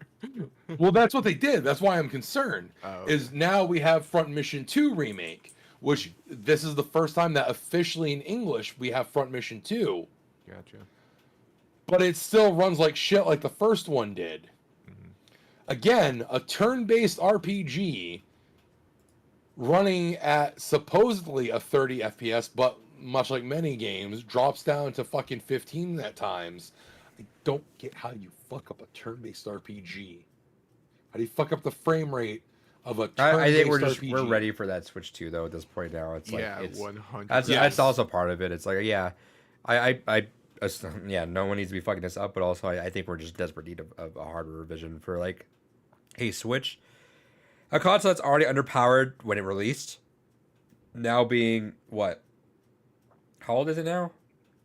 7 years old. 7 going on 8 old? years, yeah. Mhm. Yeah, like before we'll have the Switch 2 around its 8th birthday probably, which is nuts. Yeah. Like Yeah, because they said that they've announced that the announcement for the Switch 2 will happen within the Japanese fiscal year, which is from April to May. So within this next Which year, we will have. I an imagine it'll be announcement for it. October, probably the same thing as the Switch last time.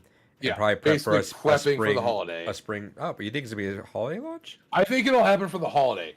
The only reason why is because of the fact that while the Switch is nearing the PlayStation 2 in terms of sales, their trajectory still has it as even hitting the end of the fiscal year, still not usurping the PS2.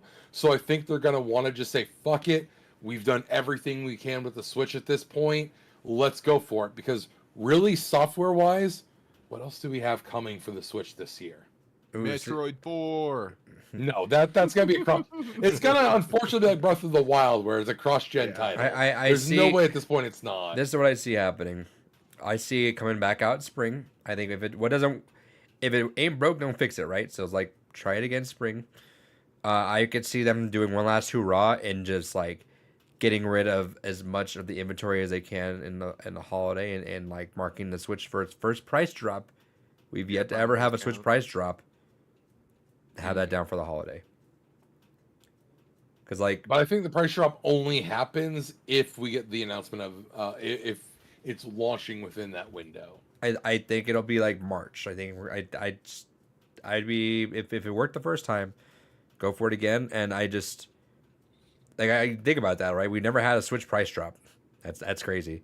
It's always been like bundled with Yeah. something. Never had a price drop. So imagine like that could be the big marketing push. Like Switch now $199, right? Well, their whole thing is they just release like a lesser model, right? Kind of like how we got The Switch Lite. Well, the light, yeah. But yeah, they still sell lights. But imagine like how much My are wife lights has going a for? light. $200. Yeah, They're I like got hers for 170. $199, yeah. Imagine Yeah, if that dropped to 100 and like the Switch dropped to 200. Oh, those would be flying off shelves. Kinda Right, 'cause you don't want the light anymore. 2DS. I don't think you really want the light. But around would they anymore. though when people know that the next one's around the corner? Yeah. I think it'll depend on how it's marketed, because if they come out and they're like Switch 2, it's gonna be backwards compatible. I don't see people being like, Which Well- they would be shooting themselves in the foot at this Yeah. point if it's not. It Yeah. because you think about Switch 2 has to be like $400. yeah, that too. It's gonna be pricey. If it's $400 probably bucks, just- I see 300. I think they it's go not for good. 300. It's not hitting the no. You're not gonna have a whole brand new console. The Switch OLED's still $350. I just think it's gonna match or be close to the Steam Deck. That's why I and say that's lower end 400. Yeah. from the specs that have been leaked from it, which basically have all been confirmed but not confirmed, it puts it around like a PS4 Pro range. Yeah. But it's still on mobile architecture, and it's still on basically like Android phone equivalent architecture. Of what they've been pricing the components out at, I could easily see them going for 300, if only because again, that's part of maybe 350, if only because that's part of why the Switch was such a attractive option. It's not the high-end console. It's the console that you can also happen to take on the go, with the understanding you're not getting the latest and greatest in terms of functionality. The PlayStation 5 is already getting its mid-gen refresh soon, with whatever they end up calling the PS5 Pro. There's a possibility we could get a Series X Pro as well, or whatever, the Series Z. And I think that's where they're going to compete. Is we'll see the base model X, S, and the base model 5 in discless drop down, maybe 50, 100-ish bucks. We'll get the Pro models slotted in those current slots, and then Nintendo, in order to stay, be like, no, we're the mid-card option. They're basically playing the AMD strategy. Nah, fam, we're not going for that super high-end one. We're the reasonable one. Just pay for mid-range and you're fine. And that's going to warrant a mid-range price. I believe that, but my whole thing is like, so the hardware and stuff might only come out to 300, but you have to remember, if it's going to be like the Switch One, I feel like the dock is going to they're going to be like, all right, throw another $100 on there. I remember when it first came out, I tried to get a second dock, but they're ridiculous. Like, one, you couldn't really find them, and two, if you're wanting an official one, it's expensive. Which you're gonna. That's how it is at the beginning. That's how it is at the beginning, and I think at this point, though, especially with what the Switch caused to happen, I mean, you can get the equivalent style dock for the Steam Deck for like $20. Yeah, I'm that just even thinking, has like, more what functionality Nintendo's than gonna the Switch package One. with it or whatever, Yeah, but I don't know. Because the OLED MSRP right now is $350. It's on sale right now. It's $325. Well, Chadbox, he asked if it's going to have the OLED screen. And they said, confirm I think it that says it LCD, right? Yeah. We heard LCD, so I think that's the Nintendo way of that's the way they can upgrade if they ever want later on, right? Right. Which is the Switch annoying. 2 I might Plus just or fucking whatever, just give me OLEDs at this point. But that is annoying because it does feel like that's like the one place where they can hold out on and be kind of like okay with like future proofing, because like an OLED screen is like one of the bigger things, that the next big jump up. Like, there's not a whole lot after that unless you're going like, oh, we're gonna. Yeah, I'll let David go. All right, no, I don't mean to put you on the spot, but No, you you're are good. the graphic designer here. Yeah. That is your bread and butter. That is what you do to put food on the table. So I have never been a big proponent of OLED. I think it's fine. I think on smaller screens it matters a lot less, honestly. But it's also one of those things that I do think that the vibrancy of it betrays the intended art of a lot of games. Yeah, for What, sure. as a graphic artist, what is your thoughts on that? I like OLED for movie viewing and less for like gaming, because like you said, gaming, there are some like artistic choices that are made, but movie viewing, a lot of it's it essential does in have to do movie. with- It's like when you see it's that essential. in that way, Yeah, because the big thing with OLED is like you have deeper and more vibrant blacks, and a lot of that is what's played upon. Is that with Drake's new movies, like- Suede name? Yeah, exactly. That's Deeper that's his blacks. Deeper, more his vibrant persona black. online. But like a lot of movies have to do with like how shadowing is cast and how stuff's set up in a scene. So I feel like that's more conducive for that, for sure. Also, if you ever get an OLED, don't pick what's the option that they have? There's options. Like when you get your Switch OLED, I forget what it's called. The Vibrant is what it's called. 'Cause You don't my pick partner that. got her that one. Yeah, so I like turned that off on hers right away. Yeah, so out the gate, it makes it feel like it's appealing because you're like, whoa, everything's so colorful. That's actively like fighting against what it's supposed to look like. So like, best thing you could do is turn it off so your brain doesn't even like start thinking about that, because the game still looks great. It's just that it doesn't betray anything on that end when you have that option on. I kind of look at it the same way I would look at like playing old games now, but like smoothing them, Sure. or not playing them on CRT and stuff like that.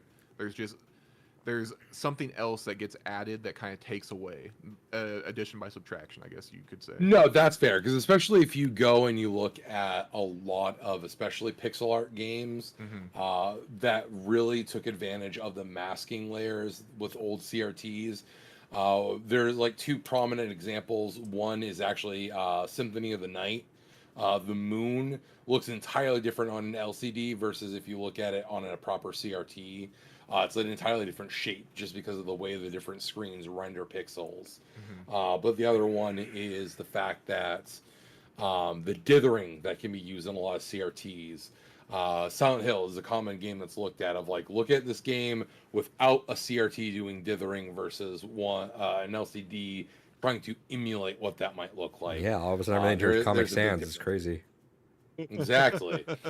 The closest we have gotten at this point is genuinely the Tank 4K. It's fucking near identical to having that CRT experience, but again, that's a fucking premium. Yeah.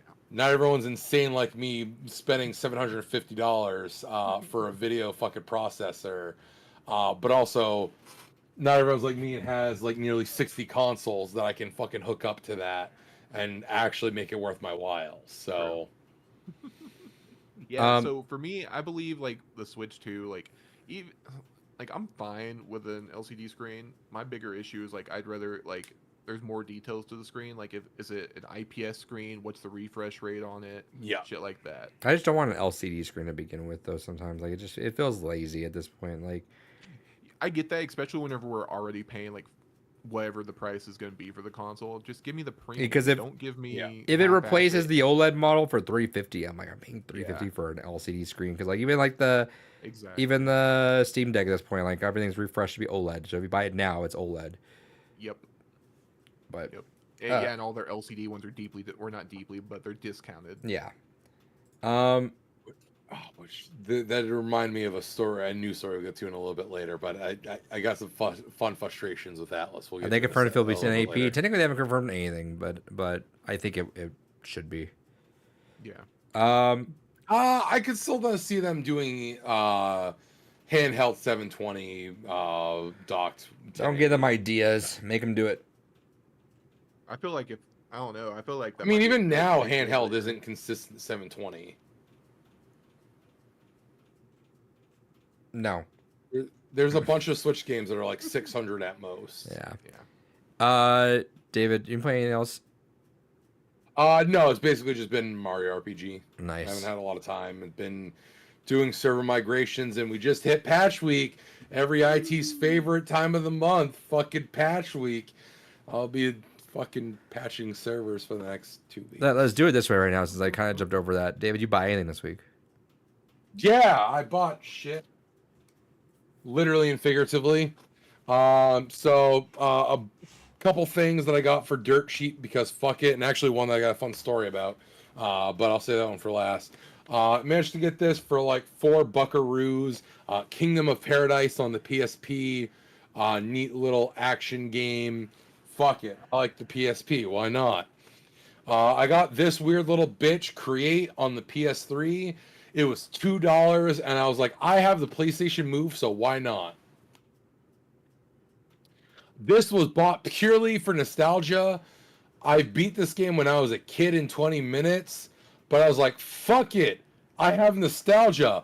And that's Beyblade for the PlayStation 1. This is the most I spent other than like the 2 brand new games I'm about to show off on an old game. I paid $7 for this game. I paid too much for it, but nostalgia is a weird thing like that. So apparently Beyblade is still popping off because like Yeah, when no, Yeah. it's insane what they've done with Beyblades. They've made them even more metal, yeah and like literally, they use a lot more metal in the Beyblades now. Yeah. They fucking hurt if you get hit with them now. It's absurd. I mean, they hurt before too. Yeah. But like they've actually had to create like even more robust arenas for them to Yeah. fight in. This is the joy of having like friends that have kids, is because now I get to be like the cool uncle that's like, I remember this back in my day. Your Yeah. parents don't, because they're fucking weird and didn't get into anime bullshit, but I did. And so I'm like, I was there when the Beyblade summoned fucking goddamn Eidolons like it's Final Fantasy to commit war crimes. Yep. Um, Yeah, our local comic shop, they have a Beyblade like arena set up, and it's crazy because it has like the top on it now. It has like a Yeah. clear covering so it doesn't bounce out, and they have like a case full of Beyblades, and kids will come up there and they'll just fucking let it rip all night. It's so insane. I used to have a bunch of them too, because again, I mean, they were that was also at the height of when I was into model collecting. Yeah. For me, it was predominantly Zoids. I didn't get into the Gunpla as much, Yeah. but certainly with my first job at 14, I spent a lot of money on Zoids. Yep. I missed that collection. They were unfortunately Walmart had destroyed. Zoids, so it was just easily to get. It was just so easy to get. It was so easy to get because I mean, one, they were everywhere, but also two, it was more fun than Gundam at the time. Like, yes, at the time, if you're contextualizing when Zoids were popular, you had two different storylines going on. You had New Century Zero, which was just simply Zoids in America. So you had not Vanfly, that's the other one. But you had the weird Bit. There we go, Bit, the weird blonde guy. You had the weird paranoid dude that once he was in his fucking pterodactyl, he got Jamie, there we go. He got a personality behavior change after that. And then we had Lena with her Wild Weasel assault unit custom fucking gun sniper, which was one of the prizes of my collection. I loved my Wild Weasel assault unit fucking gun sniper. But the Death Stinger was my absolute fucking prize of my collection. And I missed that one most. Paid $100 for that fucking model kit for goddamn Death Stinger. And I fucking missed that thing the most because that thing was fucking beautiful. Also, fucking Raven's Custom, fucking Berserk Fury. I missed that one so much. That took me 2 days to make, and I'm pissed that that's gone. But yes, all my Zoids unfortunately got destroyed from an angry parental unit. Because they were high as a kite and destroyed my shit, as one does. Hey, But yo, go ahead. what are you sipping on? For tonight, I decided to do something a little bit different. I like red wine.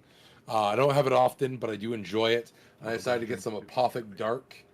You guys are having a segment at the beginning. You gotta tell everyone what you're sipping on before you start telling what you bought. I mean, when they start paying us to, I will. I mean, I think that people are curious. Unless we end up like Craft Computing, where they get sponsored by different breweries to also do tech reviews. I'm not doing it. It's not happening. Fair. What else you get? We have Lost Kells. He probably is pulling a me and is pissing like crazy. But I'm saving this last one for when Kells gets back because it's the most interesting. I went on a rabbit hole. He's back anyways.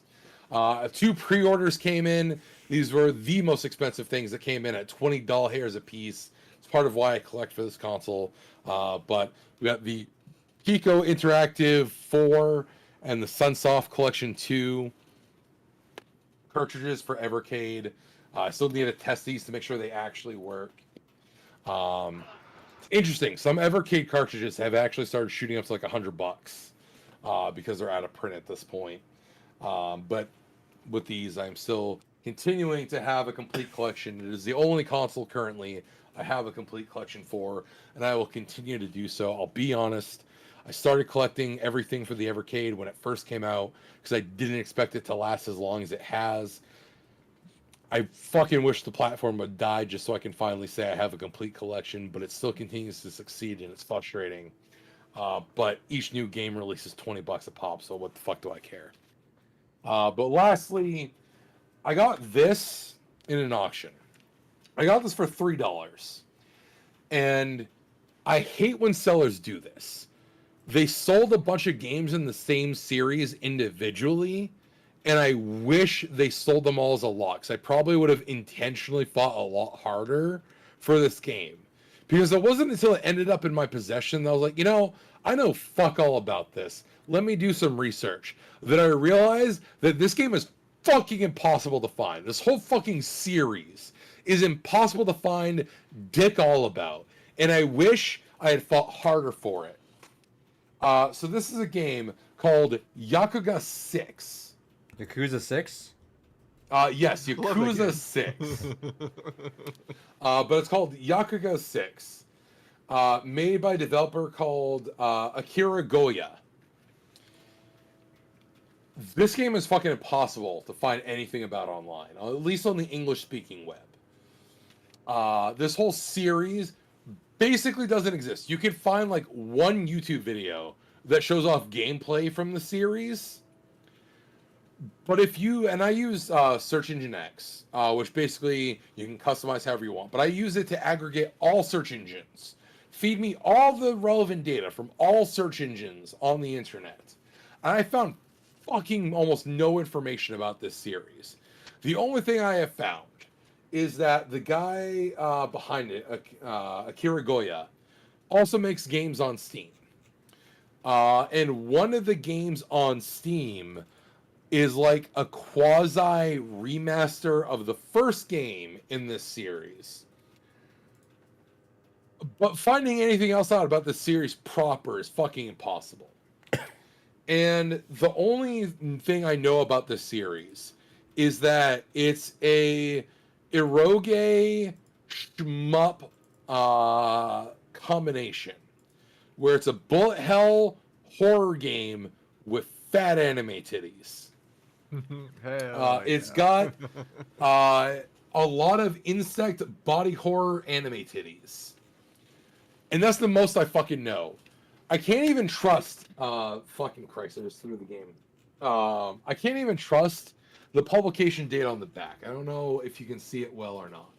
No, you really can't. The game disc was supposedly pressed in 2006. But if you go to GameFAQs, it says the game was made in 2004. So I don't know who to trust there. More interestingly,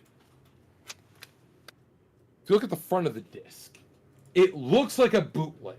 This screams bootleg. It does. But if you look in the back, it has proper pressing. It has all the details of a proper manufactured press disc game release. So either this was a situation where, and this happens a lot in what's called the Dojin market. So Dojin gets an unfortunate rap because for a lot of Westerners, Dojin means only one thing, and it means those comic books that you spank your meat to. But Dojin in general, like Witchcraft, you know, that popular Dojin series by Konkit. Not Konkit, fucking Christ, was another artist. By Yamatagawa. Which, hilariously, if anyone has played Final Fantasy XIV with me, that is where my character name comes from, is that hentai artist. But anyways, I digress, much like Taz. But no,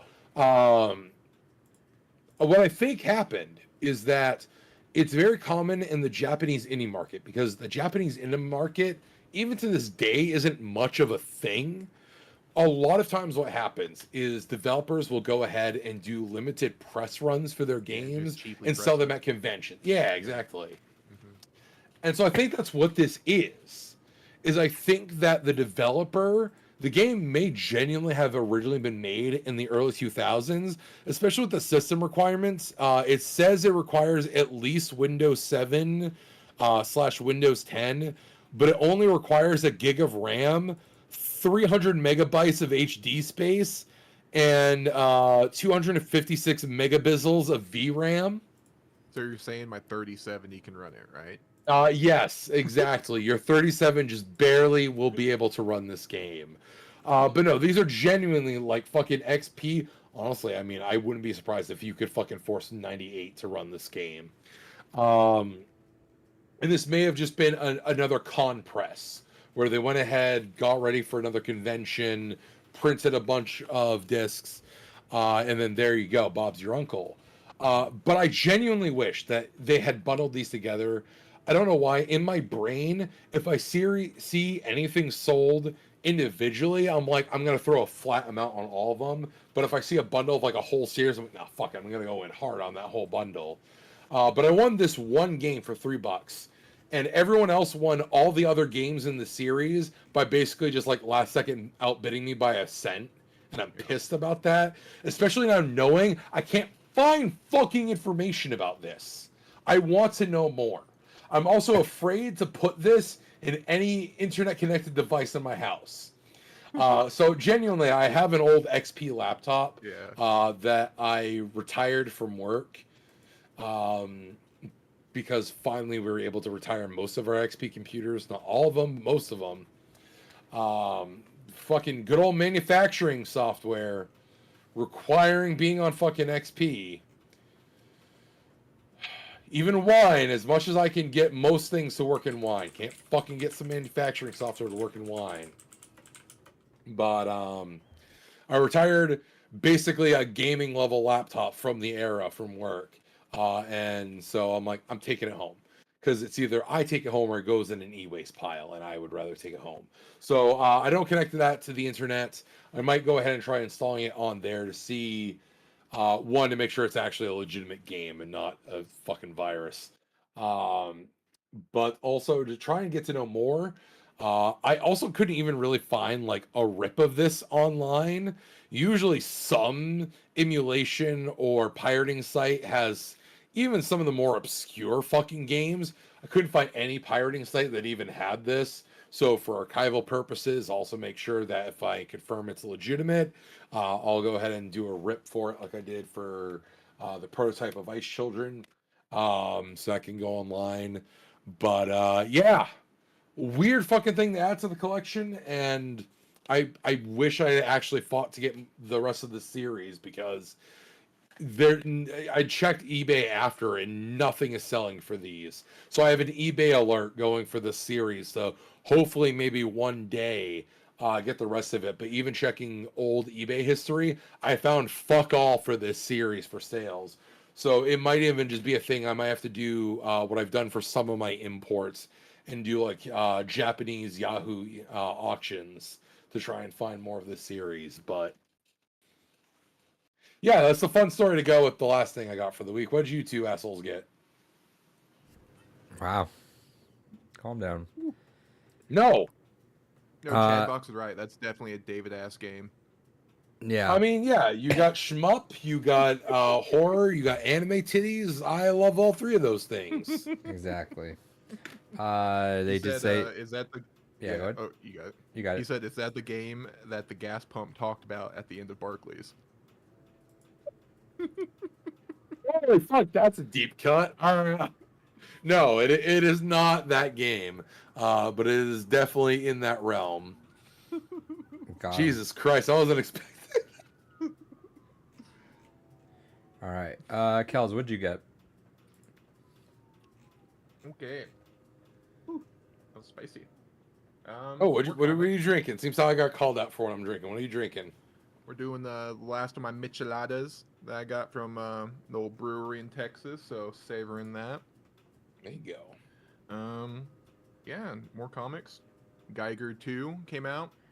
Again, really good. I went to I was doing stuff on Sunday and I was like, oh yeah, I needed to go to the comic shop to go look up what was it Blood again? Hunt. Yeah. Blood Hunt. And it was Mother's Day, so they were closed, and they're closed Monday and Tuesday as well. So I'm like, fuck. All right, well, I'm gonna try to remember to go tomorrow and check it out. Yeah. I'll see if they have copies. If not, I'll put myself on the list for that and the variants. Yeah, and there'll probably be a trade paper because it's like their big summer event for Marvel. But So there should be yeah, extras then, right? Like at that. You would think, yeah, absolutely. There's probably gonna be variants or extras or reprints too. Like, Yeah. Weeks coming. At least for the first year or so, and then good luck after. Especially if it's the first one, right? Exactly. Yep, you got it. So first one is Geiger 2. So far, Geiger's my favorite out of these new comics that are coming out from Ghost Machine. Oh shit, I just realized they're doing a Ghost Machine coffee. I need to try that. Yeah, so it reminds me a lot of The Stand by Stephen King, but mixed with like your typical comic quasi superhero narrative in there, which is really cool because I just love that setting of like the nuclear apocalypse. Kind of like that, almost that Fallout setting, but without the tongue-in-cheek shit. Yeah. Jeff Johns, again, he's awesome. Did a lot of really cool shit with DC, so it's cool that he gets his own thing to play with. And then this is the big boy I got. This trade paper for the newest run of Transformers. Nice. So I haven't How started is that? this yet. I haven't started yet. Okay. I'm about to hop into it here soon because I was mentioning before that they're doing actually a crossover like event comic series with G.I. Joe and Transformers. Yeah. So I'm really interested to see how that works because if like Storm Shadow or someone's like chopping Starscream in half or something. I want to see that shit. So I'm trying to hop in and see what's happening. And I'm pretty sure this trade paper and these issues like lead in together. Because I think they're doing more than GI Joe and Transformers. It's gonna be like multiple things in there. But the art for this so far is just amazing. It's a throwback to like the Gen 1 designs. The coloring is fantastic. It's bright. It pops. It's just everything that a Transformer fan would want out of a Transformer comic. So I was like, yeah, trade's out. I missed the singles runs. We're grabbing the trade. We're hopping in. And that's all for me until tomorrow when I pick up more comics. Hell yeah. What'd you Hell play? yeah. Hades. Nice. I have been getting really gay in the underworld with all the With that all the vibes mannish there. face of Aphrodite that Oh is my clearly God. ruining Western society. Right, her titties are fully out and everything, but oh no, her cheekbones are too high for my taste. Like, shut the Don't fuck you up, know that women can't have gaunt faces? That Yeah, how is the dare peak they. of masculinity, and clearly she's hiding a penis. Still fucking hot, but clearly that Western shit's so- developers are trash. That's so irritating because like all of the characters in Hades, like even the men, like the male, female, they're all fucking hot. So like, why is anyone crying about this? Like, there's representation there. I'm Fucking gonna Kel straight up the Squidward mean. Oh my gosh, they're all hot. Yeah. I- That was the first thing I said. I was watching the new X-Men and they showed Magneto. He had like the long hair, like his shoulders are exposed. I'm like, oh god, they made him hot this time. do you guys think, and this is a funny little rabbit hole to go down of, you guys think porn ruined a lot of guys on the internet? Yeah, 100%. Yeah, 100%. It's fucking weird ass coomers that just like what happens. This is my headcanon. This is part of the reason I think that the internet has gone the way that it has in many regards. When it comes to Hey, talking we about made it art style, accessible is- to anyone. Yeah. I mean, one, it's now hyper accessible to like literally everyone. You have porn at a moment's notice in your fucking pocket. As opposed to back in the day when you had to hope no one was using the phone and you had to wait an hour for a single Yep. JPEG to You load. had to wait for it to Now, load. yeah, now you're just in bed. You're like, I just want to see whatever titties I want. I could see 2,000 pair of titties in the next 4 I minutes. You just can want to scroll- see someone with a fucking toilet seat around their neck get fucking ass blasted. Let's go. You can literally scroll through Twitter and see pussy in bio. So I mean, it's literally everywhere. Or Reddit. Every like the Yeah. cosplay section, unfortunately, is Yeah. half of it is just like Unless look you're- at my butthole. Yeah, unless you're, unfortunately, unless you are Yoko Taro, in which case it's fortunately. Yeah. It's true. But I mean, there's a time and a place. The not safe for work cosplay section is where you put your butthole. In the regular cosplay section, I want to see just neat cosplay. When I feel like seeing butthole, I go to the not safe for work cosplay section. I Time and a place. bring this up really quick just because I will show my hand towards sipping because hey, You're the pretty gonna girl, say you will show your butthole. I will there's a Twitter user I follow, Sarah Spooks, very pretty girl, and I'm Oh, not yeah, I I'm, know who you're yeah talking about. yeah. She occasionally posts some great pictures. Nothing new, nothing nude, but just pretty. And she did post her booty on one of them, and like right away it's like some guy's like too much hair, because she is of Indian descent, and it's like, dude, like that just tell me you've not been with a woman by not telling me that specifically, because like God bless them. Right. Like I feel so bad for like how much like pre-care women have to put in just like at any moment's notice just to like have to appeal, right? It's like legs, the armpits, everything else. They have to, I did have that reminds me what was it? I think it was yesterday actually.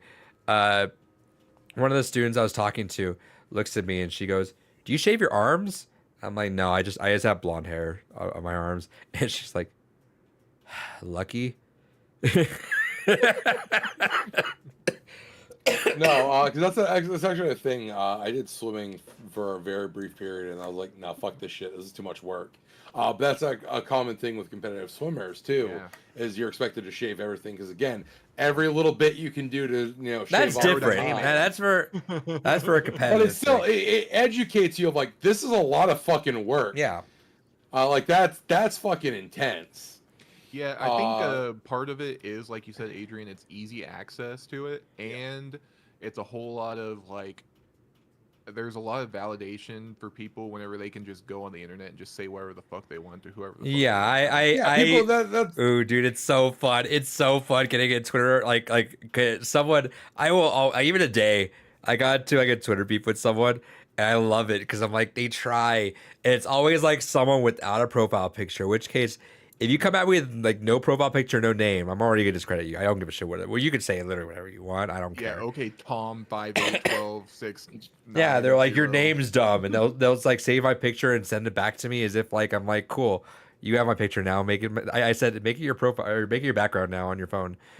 My favorite is mine. So I have a picture of me that I drew, and people all the time like, "Oh, you have this anime avatar." It's like, I drew that, bud, because I know that's what you're gonna do. And then they're like, "Oh, you have pronouns in your bio." I'm a guy named Kelly.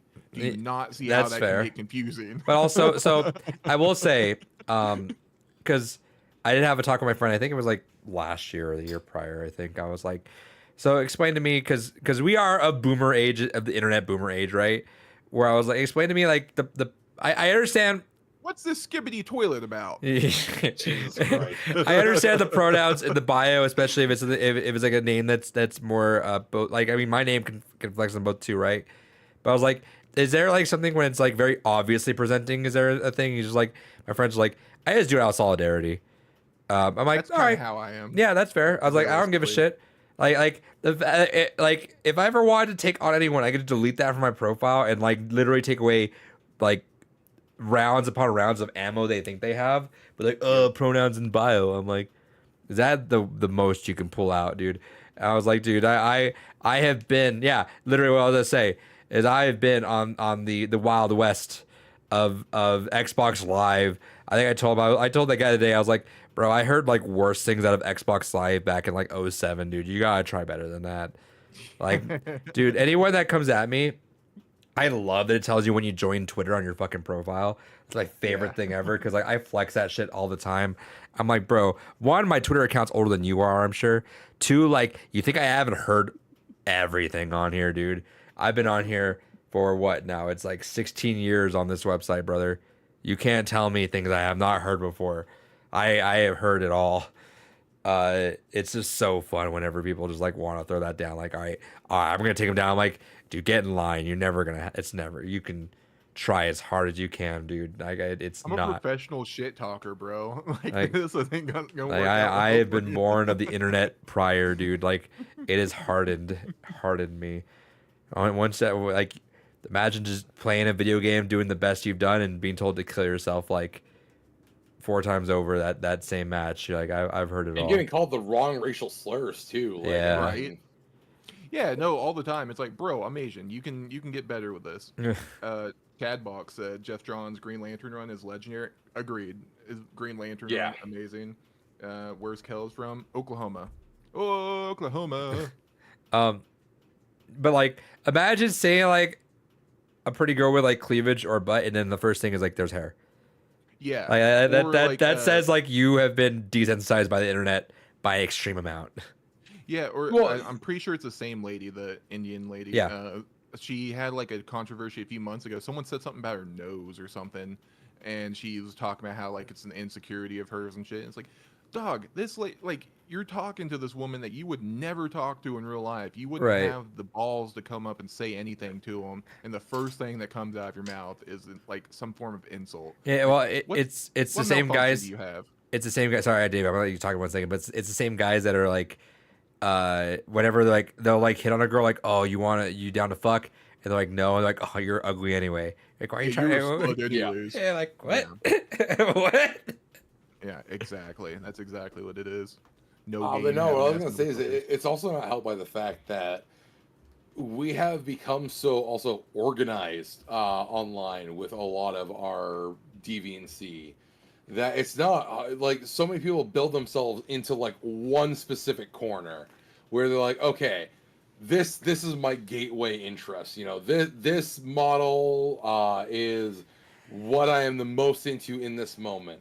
Now let me use all the internet tools available to me to find more just this, just in a different, slightly different means form. they're literally never gonna find anyone in their actual life because like and I hate saying it this way because it really does boil it down in a really mean way, but I'm like, bro, you're not fishing past like an 8 like on the Yeah. best day of your life, like like with your personality especially, right? Like a Oh, solid yeah. personality can shoot can punch above their weight class time and time, like right, like You just we've learn to seen make it. someone laugh, and you're good to go. Right, if you honestly. like someone with confidence that with some humor that can cook a good ass meal, and it's like not a piece of shit.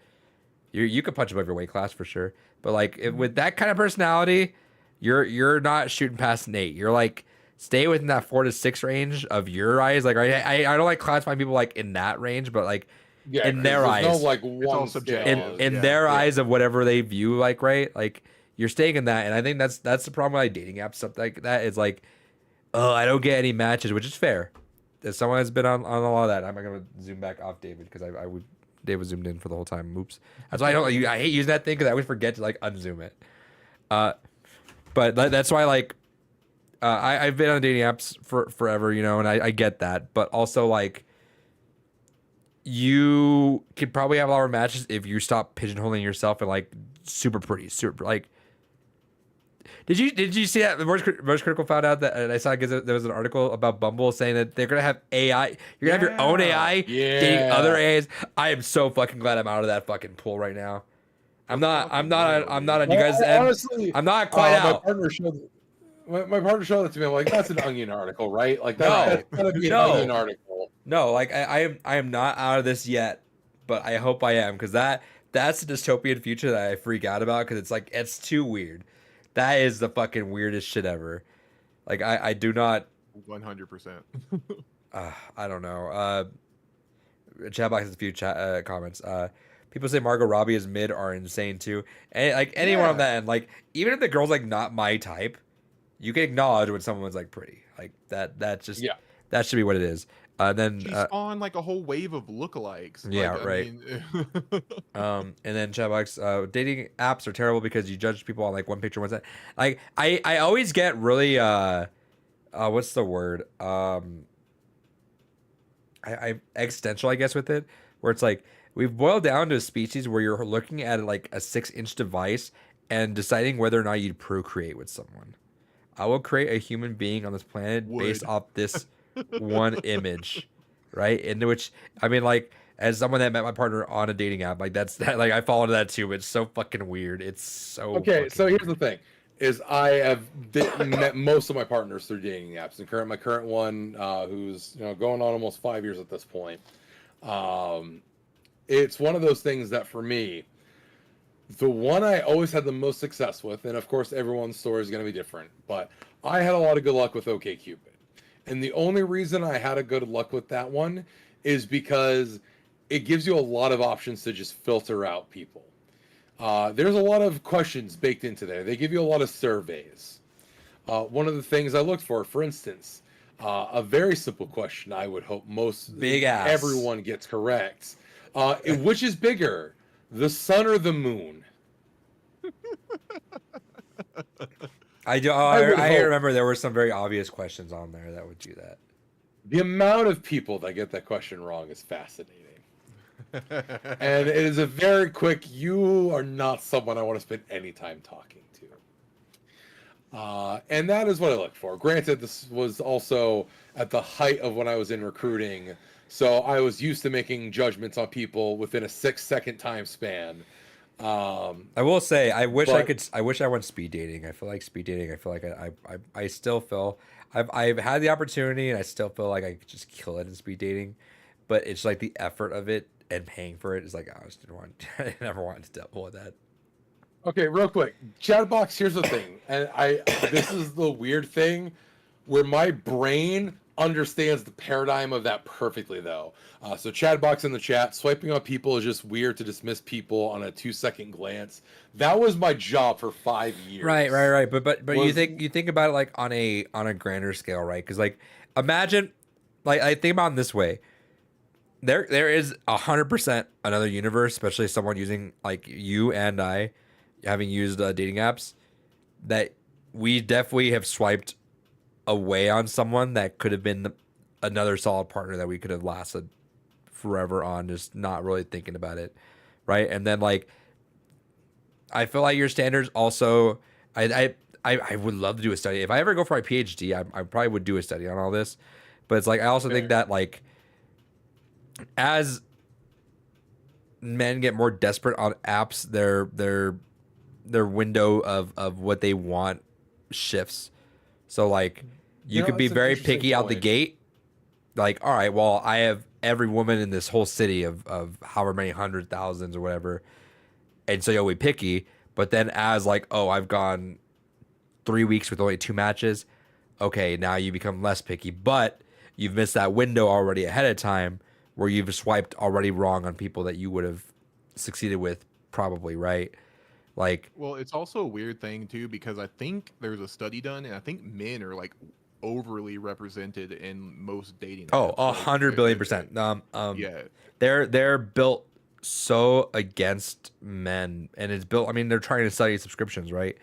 So it's fascinating. Like if you ever get to like the minutia of how the algorithm works, and it's like YouTube. You gotta really play it like YouTube, where you have to be really selective and picky. And like if you want the most success, you create a brand new, fresh email, fresh everything account. yeah, algorithm. Yeah, you got a brand new account, and you have to really be extremely picky, and you have to only swipe a few amount of times per like week, because the app wants you to keep coming back. So the app's like, all right, you got Matt, because it's gonna keep you coming back. If you're already on the app swiping away, it doesn't really matter. You're already there. But like if you disappear for a while, it's why it's different for girls. But like you'll go on there, swipe a few times, and go away for about a week or two. The app will be like, shit, we need them to come back.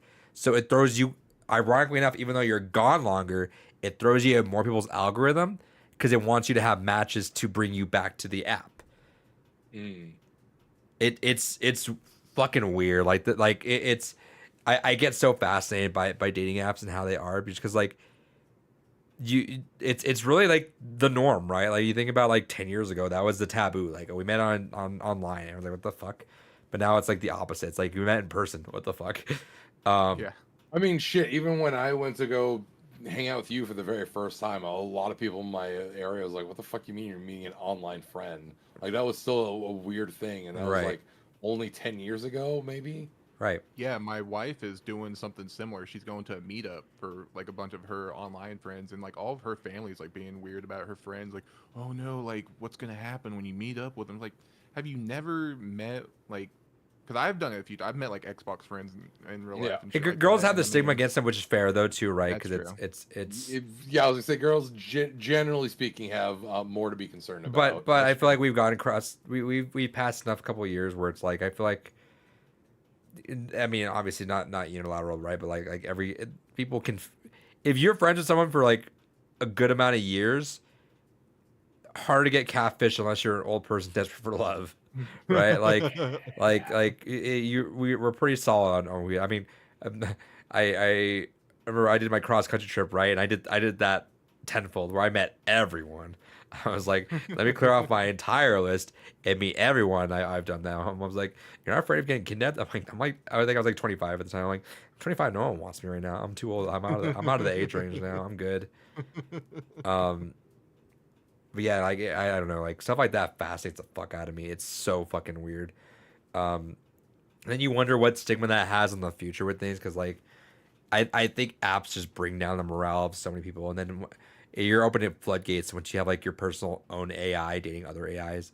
That's like a whole other fucking can of worms. That like at what point you do that, but then like at what point is it like does interaction become fucking like impossible to have, right? Like I My don't know. AI assistant will let you know whenever I'm available for dinner. Dude, it's funny because like it sounds fucked up in dystopia. I kind of want to try it because like I want to know what does an AI think I would match up with, right? Right. Because that's just weird too.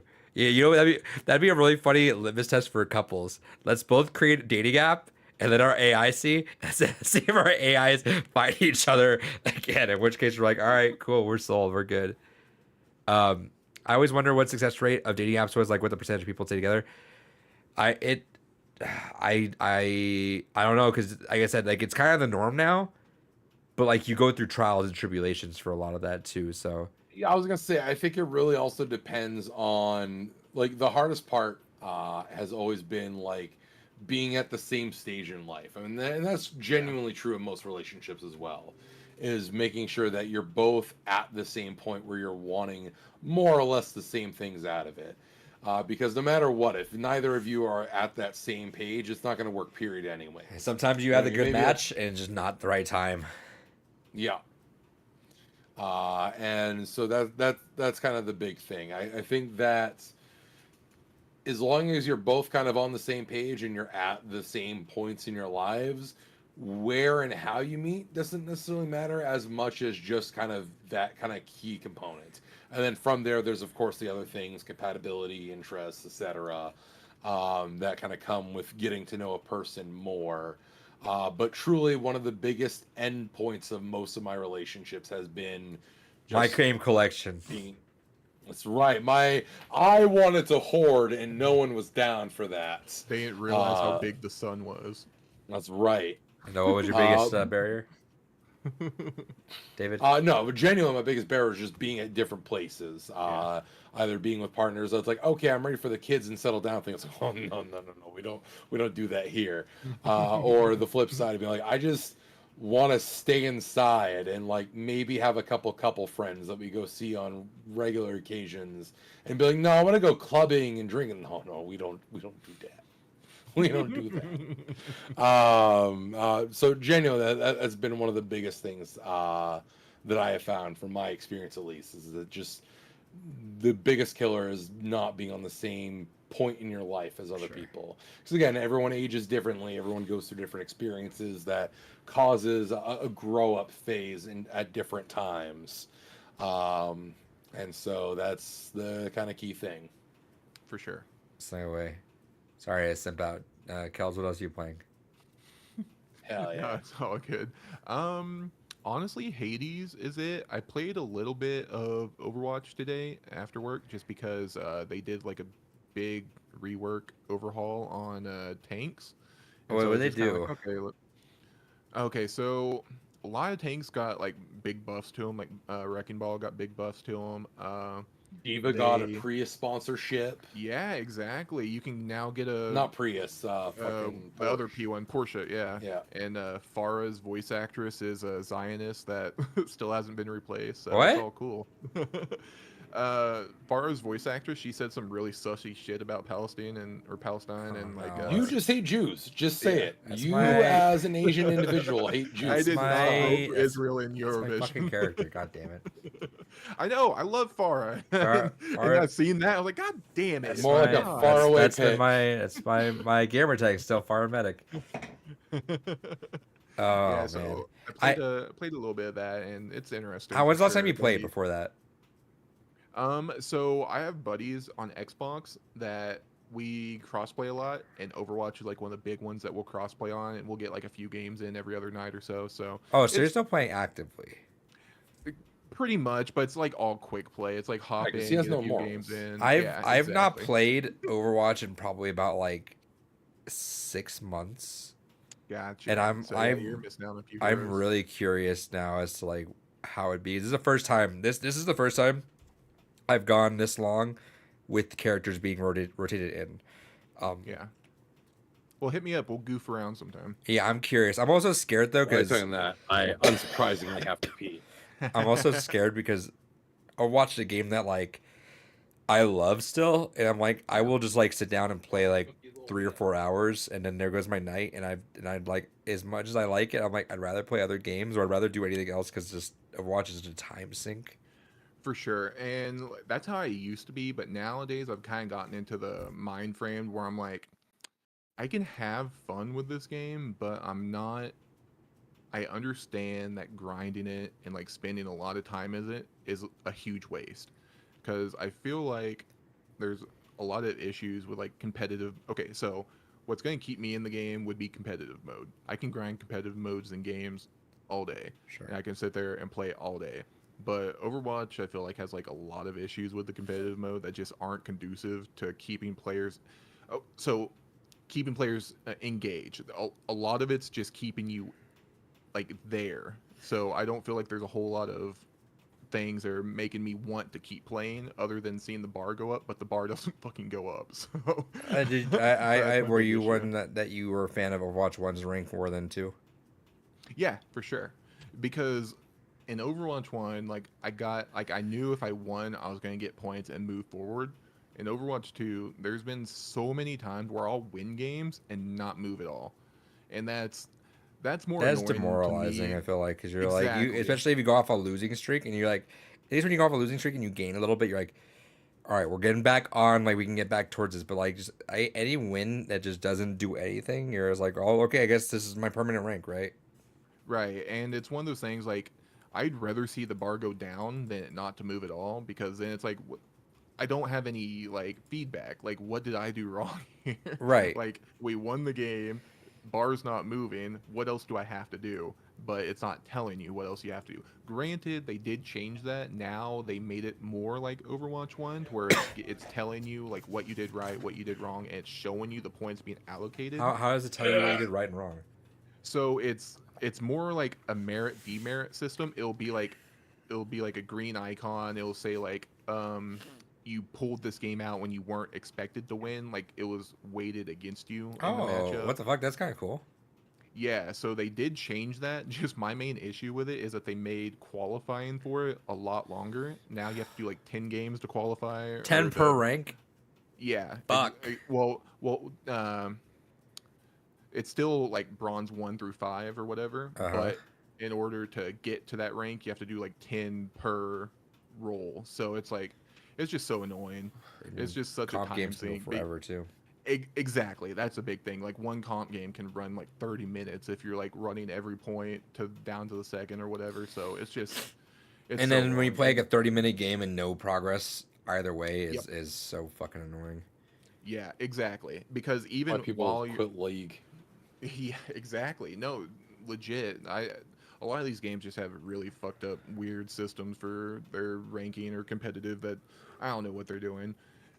They're not play testing it with people like me because I'd be telling them like, bro, this isn't making me want to keep playing. Yeah, keep playing here. I might be down, but I'm also just like I'm kind of happy to be out of the Overwatch For sure. realm right now Like I too. said, it's just buds. Oh, I playing know. quick I'll play a and lot just of quick talking play. shit. I've also Yeah, kind of I play a lot more comp in Overwatch 1 than I ever played in Overwatch 2, but for sure. it's just yeah, no, I'm yeah. It's just Overwatch and that's about it. Yeah, Diablo 4 had their update. I kind of want to check it out again, but that's also a big ass download. Gonna take up a lot of space on my computer, so probably not. Nice. But yeah, that's all I played. All right. This week I did get Hades. I booted up, but I didn't play that much. I haven't had time on that Nice. end. I Remember to pet the dog. I did right away first thing. Oh fuck yes. I did do something, and it was in terms of Cocaine. yes, well, not You far pulled up a off, right? tray of coke. Because I opened Oh, this up. yeah. I finally had time. I've been cleaning up a bit, so I've been deep cleaning the apartment and had time. I'm like, oh I yeah. love the black frets. That's So sick. here's a cool thing, by the way. This thing also really easily storable now. Oh, it folds. Okay. Yeah, this thing That is comes cool. out, and then this thing comes out. So like you can keep it like in a Cool. backpack too if you want to. This thing, unfortunately, not this thing. The back of here, it's cool, but I guess it only works for Fortnite, where there's a little thumbstick here. I didn't know. I wish that thing would work for other things, but it doesn't. That is sick. Okay. But yeah, I booted up Rock Band 4. I actually never played Rock Band 4. Or I might have like 3 was the latest one I played too. yeah, I bought it And I have the adapter that's like way too much money right now. It's like $200 I think for it still. Bought it for 20 when it was a thing. Is 4 the one that came with the keyboard? 3. Oh, okay, gotcha. Yeah, because I have 3, and then that's the thing that sucks about from 3 to 4 is you miss the keys, and then I think Yeah. you miss the keys in the pro modes. But went through it. I was like, I'm gonna go download Rock Band 4.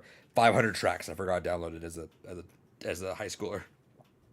Spent a lot of money on Rock Band DLC. In which case, all I did was like I spent about an hour sifting through the Rock Band store. Now I'm like, all right, wish list. Let's just see every song I want. I spent about $40 just buying new songs. There's one called Clone Hero. I Yeah. don't know if you've heard of it. Yep, Yeah, yep. you can get that and get all those songs too. Yeah. Yeah. So I was gonna mess around with that too because the Xbox One works on PC pretty easily.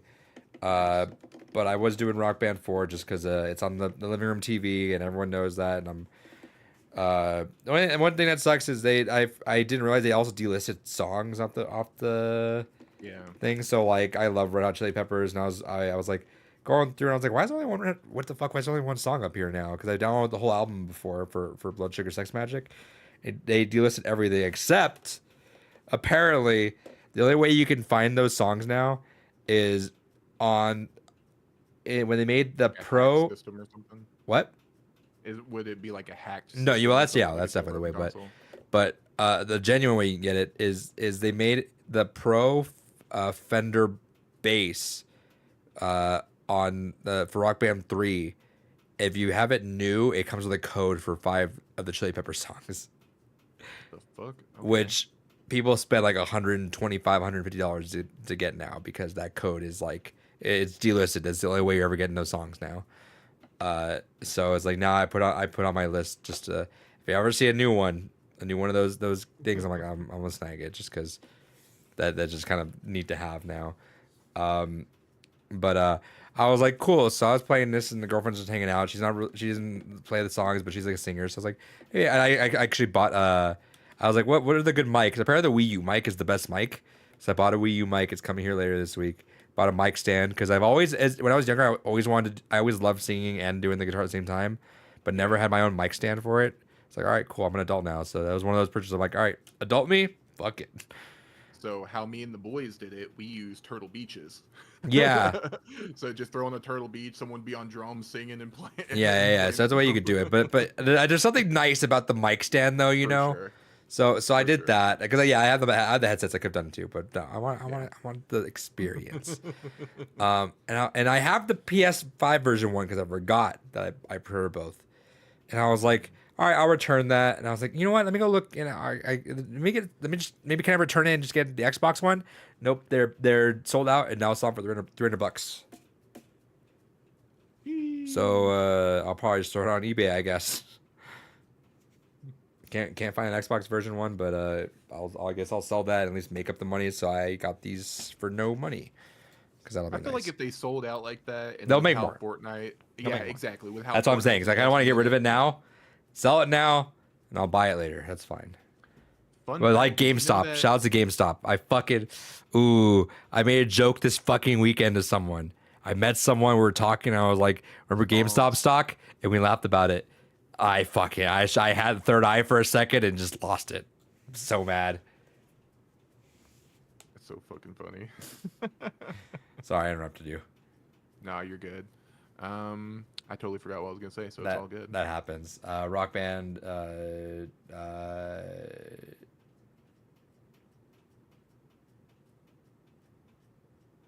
don't know. Oh yeah. Chatbox. I played Elden Ring, getting ready for that DLC and some Balatro. Yeah, so that's a big thing. I was talking about that with my buddy earlier. I was like, all right, I gotta re-download Elden Ring. I gotta make a new character. I have to get to Morgue. I gotta get to the Blood Palace. I have to be ready. Nice. Because I seen a counter. It was like under 40 days left until Elden Ring DLC. It's like, oh fuck, we're almost there. I forgot. We're getting close. I think I need to do that. I say it I'm a every big summer. Souls guy. I love Elden Ring. So- all the Dark Souls games, love them. Well, here's what happened because actually I had a student ask me if I ever played Dark Souls.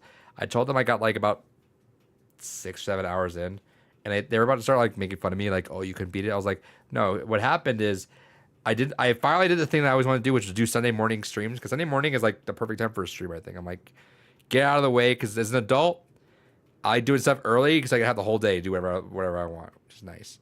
So I was like, you know what? I streamed every Sunday morning for a few weeks, and I called it Sunday morning Dark Souls. At the beginning of the year, streamed it for like a good amount of weeks. And what happened is I actually got people, because the Dark Souls community loves watching new people play. And so I actually got a small little like group of people that were like checking that out, and it was cool. Well, yeah. What? I was gonna mention Kai Sinat. He's doing an Elden Ring. Yeah, playthrough right he's now, 100 and hours in on yeah. And so I was doing that, and then someone in the chat asked if they could join my game. I was like, all right, cool. And then they came in and just like destroyed everything for me.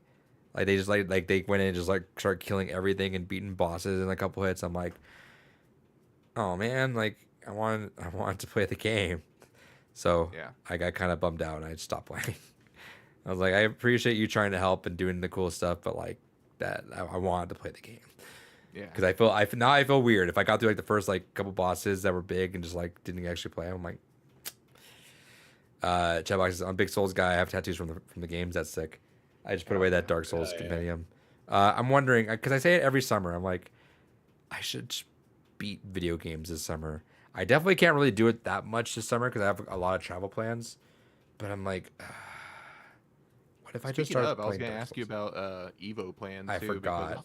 Because, yeah, I was looking at tickets last night, and well, because I was looking because they have like the 1 day, 2 day, 3 day passes and shit. Since you're the professional, I was gonna see like what's the way to go about this. See- The way to go about it is skipping Evo and just joining us for the Nier concert. When he hasn't played For near. those fucking games. Yeah. See, I don't know. See, Why not both? as a Smash, if when I was in Smash, I would have gone all the time just because I know a lot of people there, so it'd be cool to hang around the entire time. Right. Since I'm not like die hard into any of these games as much as I was that, I was also on that boat of like, I don't know if I want a 3-day pass. I don't have a. I have 0% expectation I'm gonna make it out at a pool. I'll make it maybe a couple rounds in at best, and then lose. So I'm thinking maybe just like maybe a 1 day and then a finals day. Yeah, because I definitely do want to see the finals, for sure. Because I feel like that'd just be hype. as Dude, hell. yeah, 100%. The finals day is fucking fun. You're in this giant arena. Food's expensive as shit, but like, imagine yourself in a giant arena just eating some junk food and like getting a Oh, dude, hype I'm gonna over kill it. myself on White Castle beforehand, and then show up at the arena. But also get food and alcohol in there as well. Like, Yeah, for sure. so if you are of that mind, I have not bought tickets yet. I am cool with buying a 1 day and then a finals day, and then Cool, that sounds good to if me. you guys are down, we can do a double date thing and we can figure out like some other stuff to do on at Vegas and not be stuck Yeah. with a bunch of Bunch of stinky nerds. yeah that are made into. Imagine making out of Filthy pools. peasants that don't know what Imagine making out deodorant of are. pools. Those fucking nerds. Who the fuck wants to make it out of pools? Yeah. Me last round. Fuck, if I just make this, I'm fucking out of pools. I'm so fucking close. I went in 2017. It was amazing, but I'm not that deep into fighting games anymore. That's fair. It's fun watching them, and I mean, like, David, I'm gonna make you a little bit bummed out. I don't want to blame you. I'm gonna kind of blame you. I feel like the timing of Tekken and just like that kind of winded me. So I have like 0% want to play Tekken like at a high level right now. I want to play Yeah. Street Fighter currently. Like I don't know why. Oh. I see. I don't know, dude. Like I right now I'm itching to play Street Fighter. It's something about it is like right now. You know why? I'm watching DSP get his ass kicked by Cammy over and over again. And I'm like, oh, dude. You say I can do that. I'm gonna out myself with the Freudian slip. I guess not ironic, but like not. I was talking to my students about we were doing esports and we're talking about Street Fighter, and they brought up Cammy. I don't know what I was gonna say. I was gonna say Sammy was or Cammy is hard to play with or something like that, or I think that's what I was gonna say. I don't know, but like I stuttered over my words and I got cut off. So I just said, "Yeah, Cammy is hot." I got cut off, and I was like, they looked at me like, "What were you gonna say?" I was like, I can promise you, like, I wasn't gonna say what you think I was gonna say.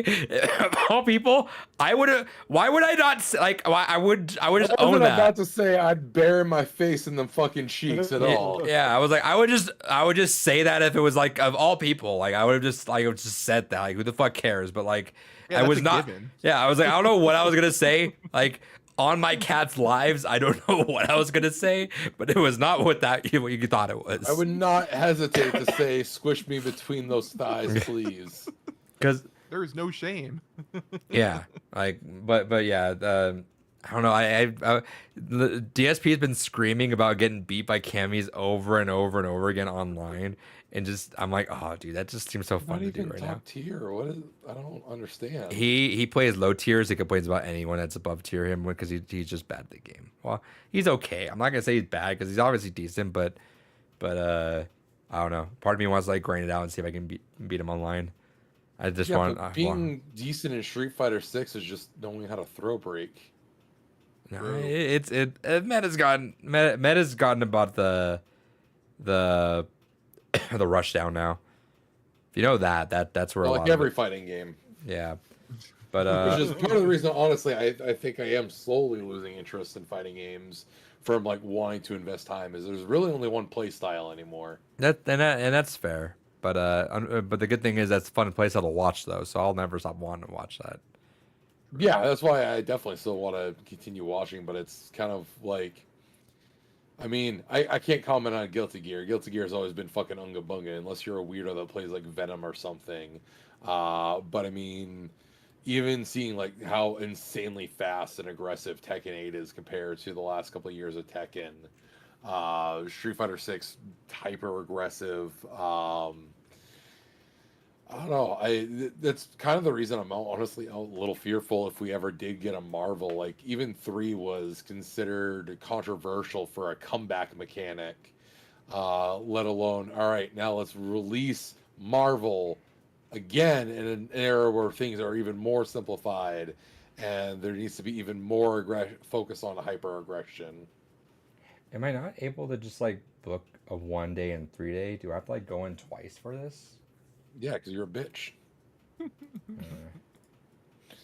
We'll see. Anyway, so I've been playing a lot of Rock Band 4. My hand yeah. is like really not used to it anymore, so it's definitely been hurting a lot more than it should be. And I can't play past hard. I was able to do expert pretty solidly back in the olden days. Hard kind of breaks my brain a little bit, but slowly but surely I'm getting there. Like, I mean, well, like every once in a while, like I might like not get the frets, but then like by the end of the song, I'm starting like, okay, I can do this. Remember Y'all what I was play gonna the say now. intro. I'm sorry, you go ahead, Kels. I'm No, you're sorry. good. Guitar Hero 1, fun fact. Did you know that none of the songs in Guitar Hero 1 were the original masters? Yep, they were all covers. Yep. Did not know that until the other day. Yeah, Watched a 3-hour video on it. yeah. Interesting. Yeah, David- they even they went and got like the authentic fan that Ozzy used for Iron Man and shit like that, just so that they could make it authentic. That's kind of neat, actually. Yeah. No, the question I was going to ask is because of the weird thing with me, do y'all actually use your predominant hand for playing the instruments the way they're supposed to be played? So, like, if you're right-handed, do you actually use your right hand as the Yes. lead hand? I don't. I use my Yes. left. But that's just because I also like play like anytime I play sports or anything, I do it predominantly from a left-handed perspective, and that's just a weird part of my brain that like when I'm learning to do things, I learn it predominantly with my left, and then sometimes switch to my right, but usually stick to just doing it with my left, even though I'm predominantly right-handed. That's how my wife is. She's left-handed, but she does like everything else right-handed. My- she I mean, likes in left-handed. her case, it's because society unfortunately is expecting people to do everything right-handed. Yeah, Now she is a heathen. I'm gonna out. Only 5% of the populace. I'm gonna out my family a little bit because shout out to Hispanics not understanding things, but like my sister's left-handed, and when she was growing up as a kid, my mom would just get so mad and like berate her forever she's using her left hand for things. I'd still bring out my mom. Remember when you like, you remember when you were like really not a great parent to her whenever she was using her left hand. Well, remember when you were kind of bitchy? Yeah, remember you were not great. Yeah, total dick move, mom. Yeah, unironically. um, but yeah, so that's been fun to get into, and I had this exclamation that made the girlfriend laugh because I was on the couch and I just in the middle of a song out of nowhere I just like yelled, "This is why I'm ADHD." That's how I know. And she's like, "What the fuck?" I was like, "Cause like growing up, no one caught that shit, right? I was able to play competitive games and Rock Band consistently. Why? Cause like you can't pause. Like it's not smart to pause in the middle of a Rock Band game, right? No. Yeah. And like songs are pretty short enough, or length, so it's like you're in and out, so you can keep going like, all right, new song, new song, new song, new song, and you got out, and you knew your length. Whereas like whenever I play a single player game, all right, like Hades for fuck's sake, I got like 5 rooms in, and I paused. I'm like, all right, let me check my phone and do all this because I could pause here. Give me like if I can't pause in like an online game or like in the middle of like a Rock Band game, I gotta go, which is that's how I know now. I'm like this is making more sense to me by the day. Take out the reason I gotta pause and keep it going, and I'm like cool, I can do stuff now. Hate it, fucking annoying. Um, but yeah, so I'm buying more songs, so that's been a fun thing. I'm that I'd wager if I put like another. This is gonna sound silly, right? But if I put like another $200, $300 into Rock Band, I'd probably have the entire collection I would ever want. With now they're not making DLC anymore, so that's not that Part bad. of me, part of me wonders why Rock Band never became like, say, Rock Band 4. Why they never just took that, made it a platform, and just kept it consistent. Like what? Like is it like licensing fees that's killing them, or like what's Oh, going it on must there? be. That I see. I wonder because like remember Guitar Hero Live, that was the deal, but I think Guitar Hero Live also shot itself in the foot by playing and being that new guitar style that no one asked Right, they for. changed it all. Yeah. If it was a regular fretted guitar that wasn't funky, I think they would have done better. I don't know why Guitar Hero of all things reinvented its own wheel. Yeah. Um, Rock Band 4, I just think they were like maybe 2 years too early. You know what's funny? I think if they had like weirdly enough had that foresight, if Rock Band 4 and like Guitar Hero whatever launched in 2020, like COVID, can you imagine? Oh, it would have been insane. Like, right? Like, I Yeah. imagine that. Like, everyone would have bought the fucking bundles. Everyone would have been cooped up in their home. And that's like one of those games, right? That everyone's like, oh, I remember this game. And they would have sat in front of their TV and played Rock Band or Guitar Hero the entire time, bought so many songs. If they had, if they'd released then, I think it wouldn't be as like massive as before, but it would have popped off enough to be relevant. And it kind of happened in a way, like, and happening now with Fortnite, because all the Fortnite kiddos are latching onto it, and all Did the old you guitars see are how getting much sold songs out. cost? No, I haven't. Five I didn't dollars a realize they song, cost. Oh shit! Jesus. right? You can get a Damn. whole Yeah. fucking album for that. My Yeah. my friend was playing that. I kind of want to hop in and just see what it's about, but yeah, my friend because they rotate songs. But Yeah. if you want to keep the song, you $5. But I'm like, what the fuck? He's like, yeah, it's fun. But I was like, dude, I just spent $40 and got like 20 songs. For real. Yeah. No, that's crazy. Yeah, but I could see that resurging. It does bum me out that's has to be the alternative, that Rock Band can't exist. It has to be like a Fortnite festival thing. But like Right. Exactly. whatever way, I mean, if that's the way the drums are gonna show up again, fuck it, I guess. Like that's fine with me. Mhm. Granted, Yeah. I know the guitars were the major issue because you could just connect your whatever drums you want as long as they're MIDI. You can connect them into that, and then any microphone works. But here's what it is. Yeah, and Chad Box has a point too. Kind of like how Beat Saber. Beat Saber is just a platform now, and then they just get the songs on there. But see, like Facebook, they're able to, or Meta, they're able to license out all this music. They have I Linkin mean, Park. the they have all money those- that they have is far different. Well, Activision is Microsoft now, right? So I mean, I get that Activision it is wouldn't have happened. Microsoft, but Microsoft is not Activision. It's kind of one of those things. They still have a budget. As much as Microsoft is a $3 trillion company, Mhm. as evidenced by the layoffs, they clearly don't spread that money around. Right. Or know how to manage it at least. I was this close as we get into getting the Quest 3. I had two, because it's $500 MSRP right now. And I had two 10% off coupons that stacked at Target, which would have made it $400, which is like, eh. And then if I sold my Quest 2, probably would have brought it down like maybe 350, 200 or 300 maybe. But instead I kind of pulled a David and just bought an air purifier. Hell yeah. Hell yeah. The one I got actually has been working really fucking well. It literally night and day difference in how I've been sleeping because of it. Because I get really bad allergies around this time of year, and so far, I haven't had too many issues. Yeah, I bought a pretty hefty one because, like I said, two 10% offs like stacked on there can knock it down. The price is pretty good. So I got a pretty hefty size one for the living room. So I'm thinking of investing into like a smaller one for the bedroom, but for now it's fine. Yeah, I'm probably gonna get another one for my office here, and then like a huge one for the downstairs. Old people talk. Hell yeah. Rip Tango GameWorks, that shit was sad, man. They made some great games. Yeah, I'm still pretty bugged about all that. I don't know. It's weird. Someone brought up a good, real quick. Yeah. Someone brought up a good point on that at work that I was talking to. It may have honestly been just the fact that Microsoft wanted to harvest talent, and it may not even been about the studios at all. Because that is actually a pretty common corporate tactic, which is really shitty, of companies just buying out other companies just to remove them from being potential competition. Yeah. So you break apart the teams, you keep apart like the top level that you can, and then the rest you don't care about. And then congratulations, no one can have that whole functional studio doing what it was doing as competition anymore. 'Cause that's the Yeah, only that's what- other thing that makes sense. No, I don't think that's it, because Game Pass is their big thing. They want as much as they can get on there.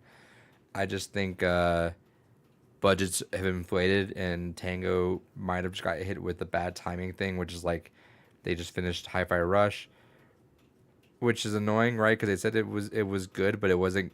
They said like, oh, it was a success, but it's that Square Enix thing where it's like not a success. It's just a success. So Well, when they were pitching I've Hi-Fi seen- Rush 2, Yeah.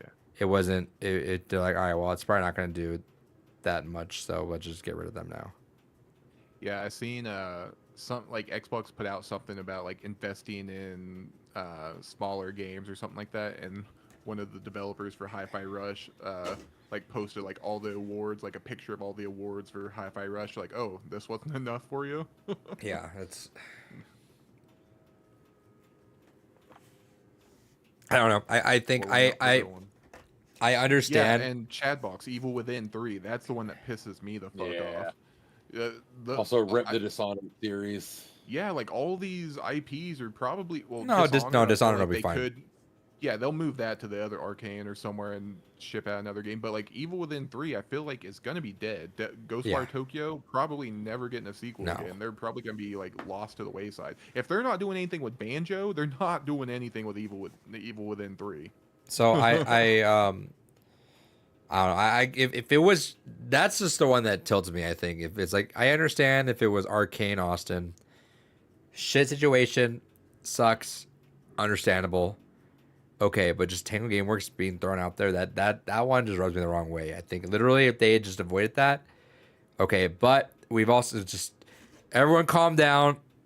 Jason Schreier said there's more layoffs ahead, so don't worry, we got more.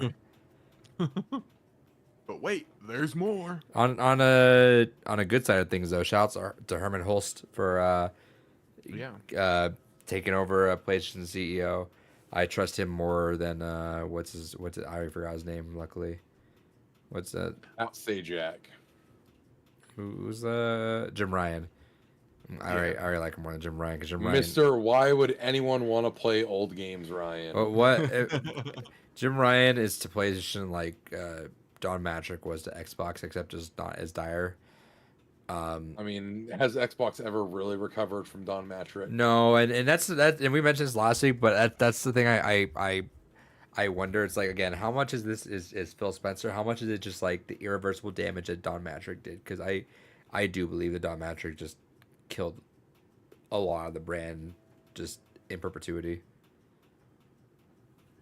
Yeah, the big thing about Tango also is I'm just really glad that Shinji Mikami and Ikumi, I forget her name. I'm glad that they got out of that before it like completely imploded, and they're kind of not safe, but they're doing their thing away from having to worry about that stress, because I feel like they both are Two, capable of really good things. you're I'm right, glad that pure they're- souls. Yeah, Samuel they're Tageek is in kept the away from chat. it. Yeah. Samuel Tageek, Representative Samuel Tageek, Councilman, Wow, is Councilman that a Geek. politician? Councilman Geek. Councilman. Will you be yeah, sharing with the council your views on Grand Theft Auto and the console Councilman, wars? I have a question. Who won, Drake or Kendrick? Councilman, I have a question for you. At what point are you going to have a debate with El Presidor in the Senate? Thank you. Imagine. Can you... When are we invading Canada? Kendrick, good. All right, smart answer. Not even close. A better answer. I like that. Yeah.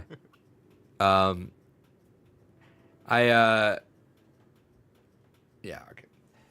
Anyway, I forgot. I don't know why. I forgot to. I wasn't gonna show this, but I brought this into my Senator press store from Ohio. I brought this. I opened up the package. I guess I brought it in my room by accident. I bought this Uno game. Look at that shit. It's Uno No Mercy. Look at that top card. Oh my god.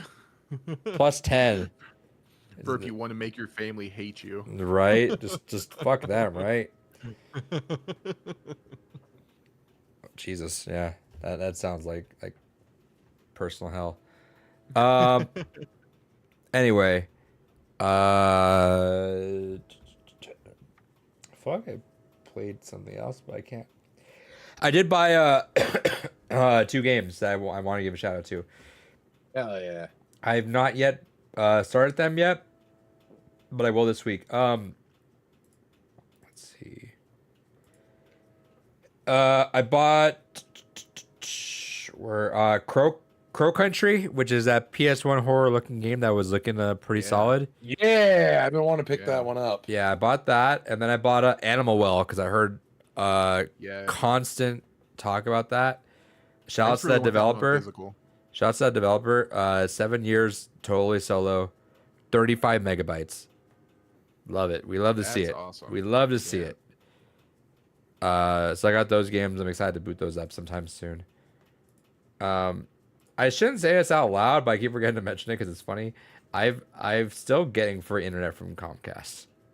Hell yeah. Hell yeah. They've like not This done. man gaming the system. I'm not. I told them to cancel it.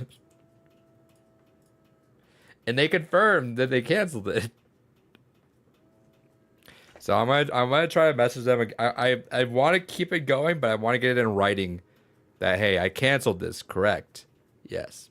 Okay. Just let me get that in writing really quick so no one comes back and says anything. But whatever.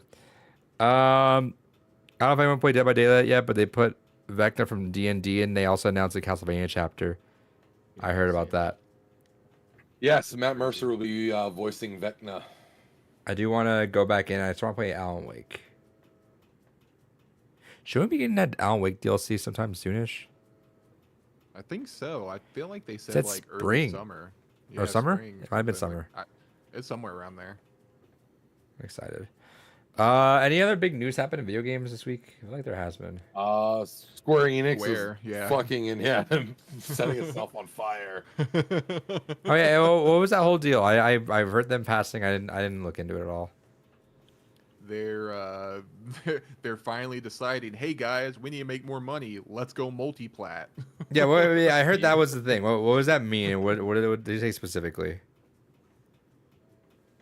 So what it means is that they basically are committing to one of their medium-term plans, being that they're doing away with just committing to one console for certain releases.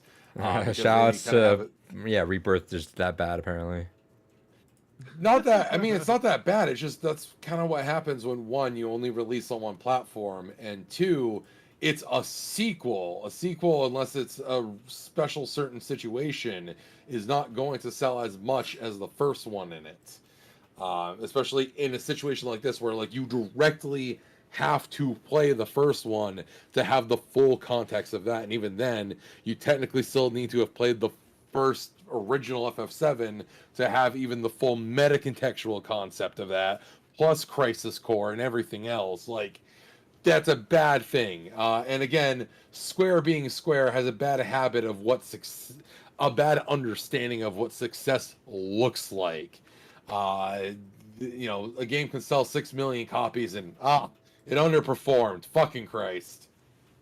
What fucking world?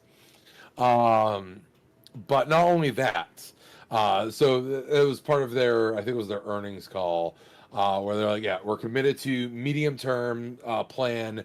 We're just gonna start releasing like basically everything fucking multi-platform from now on. So that doesn't necessarily mean anything that's already mid-development perhaps will suddenly become multi-platform, but at the very least, like all new projects are gonna be guaranteed multi-platform. The other thing is they also had mass layoffs from every branch of their studio. So main Square Enix, their indie partnership, the Square Enix Collective, which is where you get stuff like the Triangle Strategy and Octopath Traveler and all that.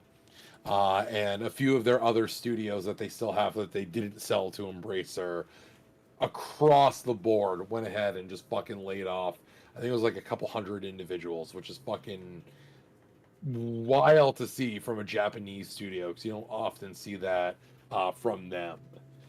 So just concerning to say the least. It kind of gives you the feeling that they purposefully talked about the fact that they're focusing on multi-platform going forward to kind of immediately cover up the news that they just basically fired like almost, I think it was like a fifth of their workforce or something.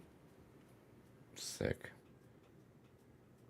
And all of it was in an effort to basically restructure, because they elected 2 new presidents within the company as well. One to handle like the main Square Enix stuff, and the one to handle the rest of this Square Enix second party shit, basically.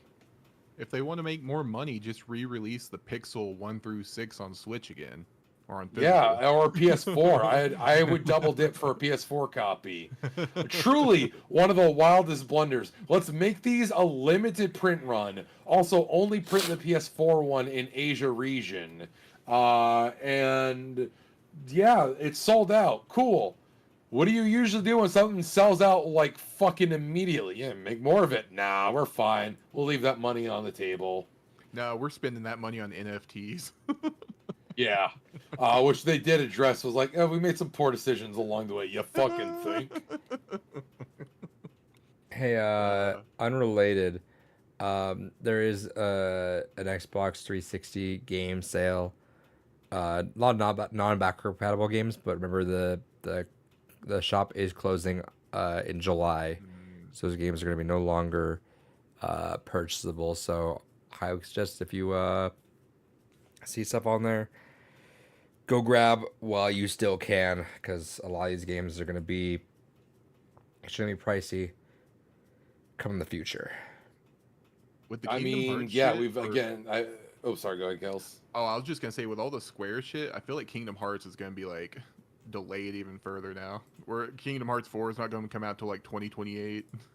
Well, that's the interesting thing. I mean, just real quick on that note from Adrian. I mean, I've talked about it a couple times on the podcast already. That I've already seen some games inflate absurdly. One of the ones in my collection currently, Cold Step Saga, I've seen almost peak at $200, where not that long ago it was a fucking $30 game. So yeah, definitely get shit now if you haven't already yet for some reason. Yeah, I forgot. What was it? There was that one game that I bought that I regretted buying because it was like not really it was not really a game that I wanted, but I saw it was pricey already. I think it was like 50 or 60 bucks. It might even be like 70 bucks complete was Operation Darkness. And fucking hell, you got that? I got that I got that on the podcast like maybe like a year or two ago. I saw it was in the case for like it might have been like 80, I think, at the top end too, but no. What was it? Because I bought it like last year. I saw it like probably around like maybe somewhere between like 60 and 80 bucks. And I was like, high end 360 games are weird to me. So already I was like, oh, that caught my eye. Whatever, I'll grab it. Um, looking at price charting. Uh, last month it was $80. No, January it was $80. Currently it's $180. Fucking, I that's one I've been wanting it for my collection for a while because again, it's an Atlas game. Yeah, I'm gonna see if I But, got it. I'm pretty sure.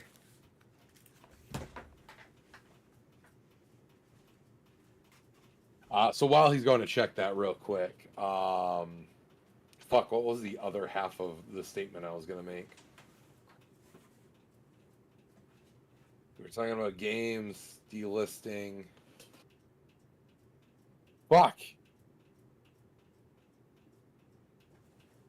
Help me out. What else were we talking about? Shit. Delisted game. I was talking about Kingdom Hearts being delayed. Yeah, that's what I was gonna say. Because we got the announcement trailer for that, like what, almost 2 years ago now at this point, Yeah. and we still don't really have any concrete gameplay footage for it yet. Yeah. Jeff Keighley's over there begging Square for another trailer. Yeah. For David. Summer Game Fest. The audacity of this man. You should have been faster. I'll be quicker than I that. never predicted Xbox. I'll be honest. I didn't see Microsoft ever actually closing the 360 store. This is fair. But I think what you Vampire Reigns didn't get delisted. Ooh, that's a flash from the past. I think what you have to also play in the future. We're talking like in for way future for us, right? But like, assume that consoles, what, like 15, 20 years old, once those kids become adults and have the money to go back to buy those games, that's Yeah, the trajectory they're where gonna the be in game the market soft will start picking back up. So And that's fair. We are starting to get to that point where the PS3 and 360 are like a nostalgic thing. At yeah, this so I point could think give it another 10 years, and that's sort of the PS4 and probably not Xbox One, but the PS4 for sure will spike up. I don't know. Like, I feel like the PS4 and the Xbox One are so mass produced in terms of games. I would have said the same thing about 360 to be fair though.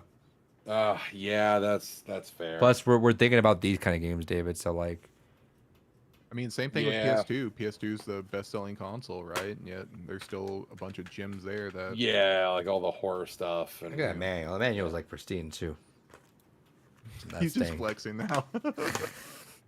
I look. Wow, the disc comes out perfectly. Yeah, because I saw right now. I'm looking at price charting. It's complete in-box manual, fast shipping, $209. Last one sold a few days ago. Sheesh. Sheesh. Yeah. On the plus side, though, it's something new to add to like the garage sale like shopping list. Like, oh, I can look Yeah. for 360 games now. I don't have to scrounge for the random Pokemon game. Now, or see, Dave, if random- you come across some solid ones, maybe we make a trade. I mean, you still owe me for your new ticket. I do. So, I mean, I do. We'll get those going. I'm I'm not just gonna like hold on not. to that for as long as I I'm can. not gonna like for not something. pay you. I'm gonna. You of course like what the fuck. I mean, I'm still waiting for that sponsorship money too.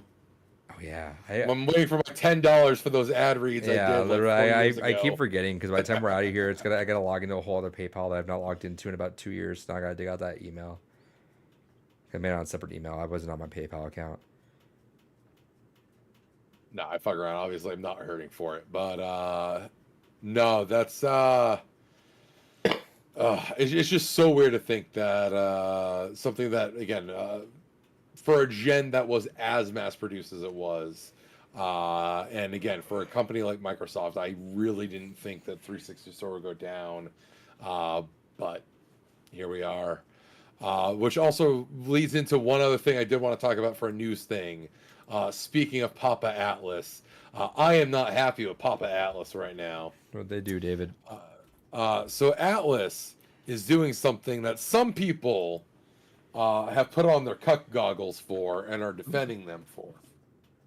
So with the release of Shin Megami Tensei 5 Vengeance, Atlas has confirmed that they are delisting and completely removing vanilla Shin Megami Tensei 5. So the game's already out of print, Yeah. but also on the eStore for Switch, you won't be able to purchase base 5. It's like the equivalent of them going back and be like, people liked a lot Persona 5, but now that Royal's here, you don't ever need to buy 5, so we're just going to make sure you can't buy that anymore. And fuck that. Just full straight up, fuck that. That is a gross business practice. There's some people defending it saying, why would you want the base game when you can just go ahead and buy the improved version? It's right there. Because they're going to be different experiences. Sometimes people want to go back and have a vanilla experience. We've kind of talked about this before. Playing vanilla Persona 5 and then going into Royal is like a wild night and day difference.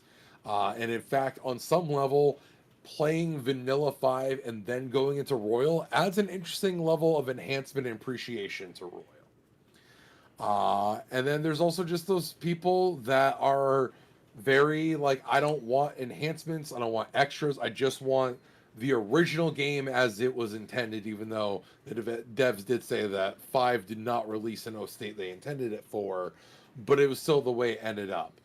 Case in point, go back and look at a lot of the discourse around Strange Journey, goddamn, Shin Megami Tensei Strange Journey versus Strange Journey Redux. A lot of people prefer the vanilla experience versus the remake for a multitude of reasons. But it is one of those things that it's already there. You own it. It's not like you have to worry about licensing or any other weird shit. Why remove access to the ability of the game? All that's going to do is now effectively just create an artificial inflation for the physical copies out there and make them now weirdly a sought out title because you've suddenly decided, no one can experience the vanilla version of the game anymore. We have this fancy new one. And especially where Midori has actually confirmed that Alice is going to be moving away from the secondary releases, and we're just getting DLC going forward for a lot of games. It's an interesting idea that they would even say, no more of the original, only that, which I have mixed feelings on. I will say I have mixed feelings on the idea of only doing DLC and not doing the remakes, because that's one thing that I will say Street Fighter 4 got right. Street Fighter 4 was fantastic for the idea of giving you the option. Here's your re-release.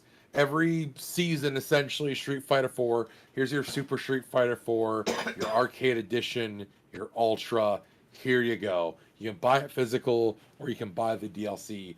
I wish that is how the practice would be. Here's your enhanced version. You can buy it as DLC. You can get your physical version, whatever you want. But that is Honestly, not the like, limit. yeah, the disc way, that would be amazing. I get the e-waste argument, but fuck you. I want I want each version on a disc. Exactly. Right. But I feel like Street Fighter's also just always been like at the forefront for that, you know. Yeah, and also, this does not get talked about enough and appreciated enough, but like, shout outs to how base Ultra Street Fighter 4 was for as part of their final release, giving you a history select option for the character. Obviously, it was never used in competitive, but I just find it wild and amazing. That's like, okay, I want to play as vanilla Street Fighter 4 as the god and fight against someone's like arcade edition of Jury. Like, that's fucking cool. Just an era select. It's such a wild thing. Do you feel like it matters though when you could still access original Persona 5 even in Royal?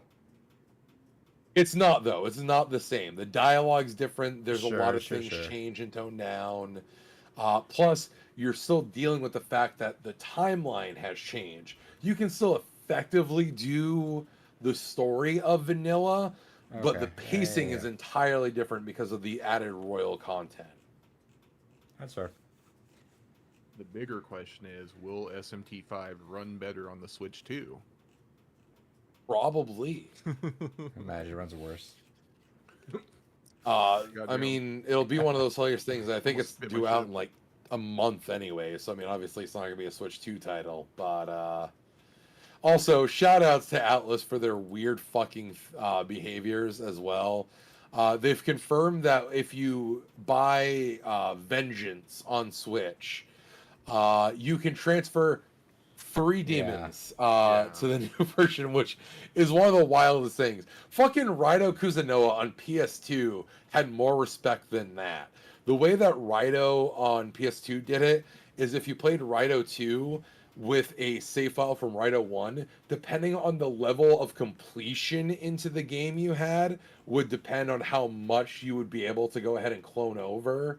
So like if you had fully 100% of the game, basically half the compendium would be unlocked for you in the second game. That's something that I feel like always gets overlooked when talking about like the PS2 era.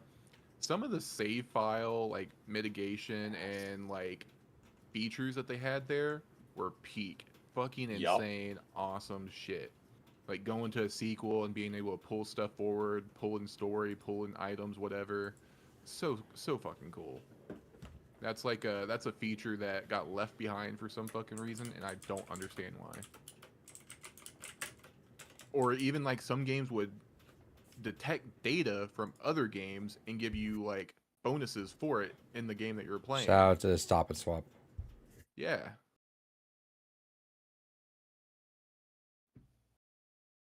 No, and also I feel like um it's one of those things that was also baked into a lot of like series games as Yeah. well. Yeah. Like I mean, Dot Hack was a phenomenal Yep. example where Yep. for every game you completed, the next one would give you specific rewards and basically make you feel like you were actually continuing a story. You know, here in Final Fantasy VII remake fucking trilogy here, we're like, okay, here's a couple bonus summon materia for playing the first one. Okay, thanks, bye. Everything else is reset otherwise. And it's like, motherfucker, I don't feel like I'm continuing a journey here. Right. Oh god.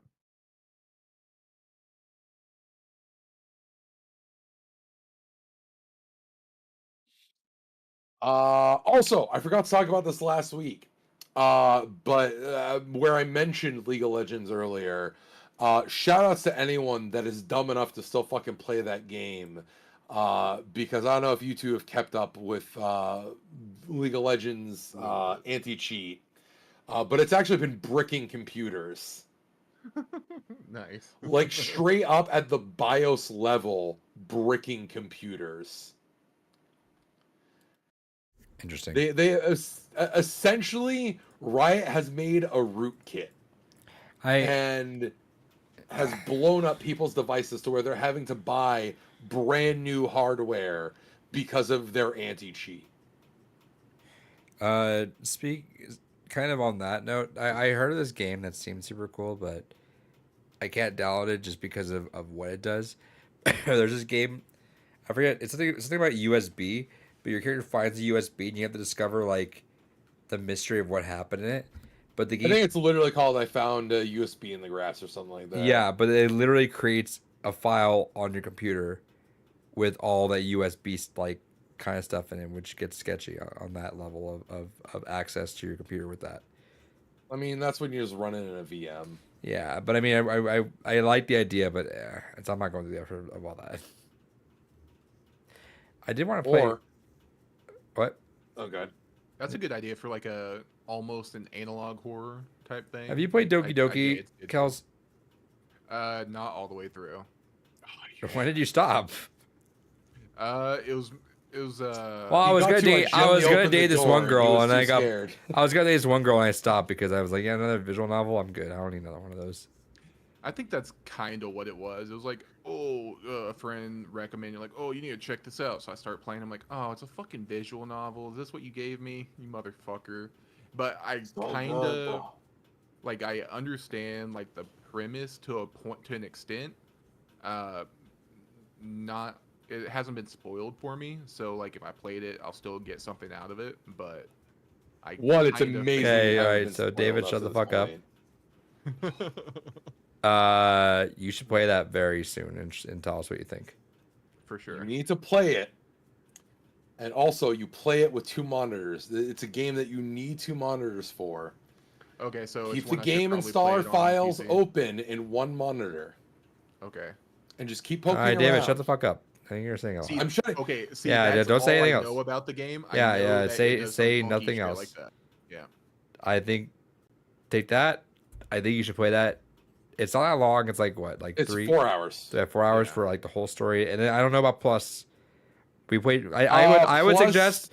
I would just play original. Look for original. Yes. It's kind of like the Persona 5 thing, actually. Literally, almost exactly that right now. Except David and I haven't played the Royal version technically, but I have. you played through all the new content. I played through most of the new content. I gotta go through a couple other things. They separate. So the way that Plus works is let's talk about it later. No, Let's talk about- I'm not gonna spoil it. I'm just saying that like the way that it like actually physically works is you still go through the regular game experience, but then there's a extra meta level that instead of like you just playing the game, it puts you like in a pseudo computer environment, and then you play through the regular game that way, which is how they kind of made sure that consoles could have the same experience. But in doing so, it creates another side story in your computer environment. But then they also added extra storylines for all combinations of the main girls. So like Sarah and Monica get their own kind of story All right, together, I've heard enough. and all. Yeah. Okay. Play that and tell us what you think. Don't hear anything else. Just sure. go play it. Just fucking play it. Yeah, that's it. Shut up, David. So, okay, so I was going to grab it on physical and play it on like Switch. No. So you're recommending I play it on PC. PC? Okay. The first time around, you do the vanilla experience on PC. You can still get that experience on the consoles, but it doesn't hit the same. Gotcha. Okay. Yeah, just play it on PC. And then buy it physical on console and play the enhanced version later. I have literally bought it on every platform because, of course, I have. Right. Actually, no, I'm still technically missing the Switch version. I need to get the Switch version, but I have the PS5 version, which is censored and it pisses me off. But I also have the Xbox version pre-ordered You still. supported that too, so they were like, "All right, it's sold. There's many copies on true. PlayStation. Let's keep censoring it." Speaking of which, shout outs to Serenity Forge. They apparently got the US release rights for Needy Streamer Overdose. So as long as that is not censored, I need to grab that as well. I have that game, I think. Let me check. I do. It's a game I've been wanting to get, but as soon as I saw that it had a Asia physical release, I was like, ooh, me want on that. And then I saw just recently that they got the rights to it. So I'm like, as long as it's not censored, I might just wait and grab the US release for it. Yeah, I just got it on PC because it seems like a PC-ass game to me. Anything else? Oh, the Iron Lung trailer just dropped. Oh. All right, let's watch that Mr. Mark. because I hated the teaser. Let's see. It's a whole minute 30. All right. Iron Lung. I'm actually super excited for this. We'll have a live reaction right now. Live react to these nuts.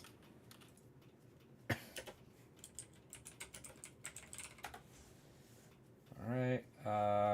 Where's that? It's trending on Twitter right now. Swear to God, you lied to me, David.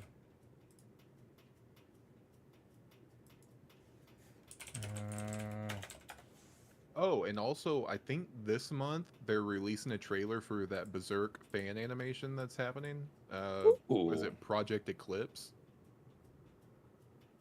I forgot that's coming up too. Maybe?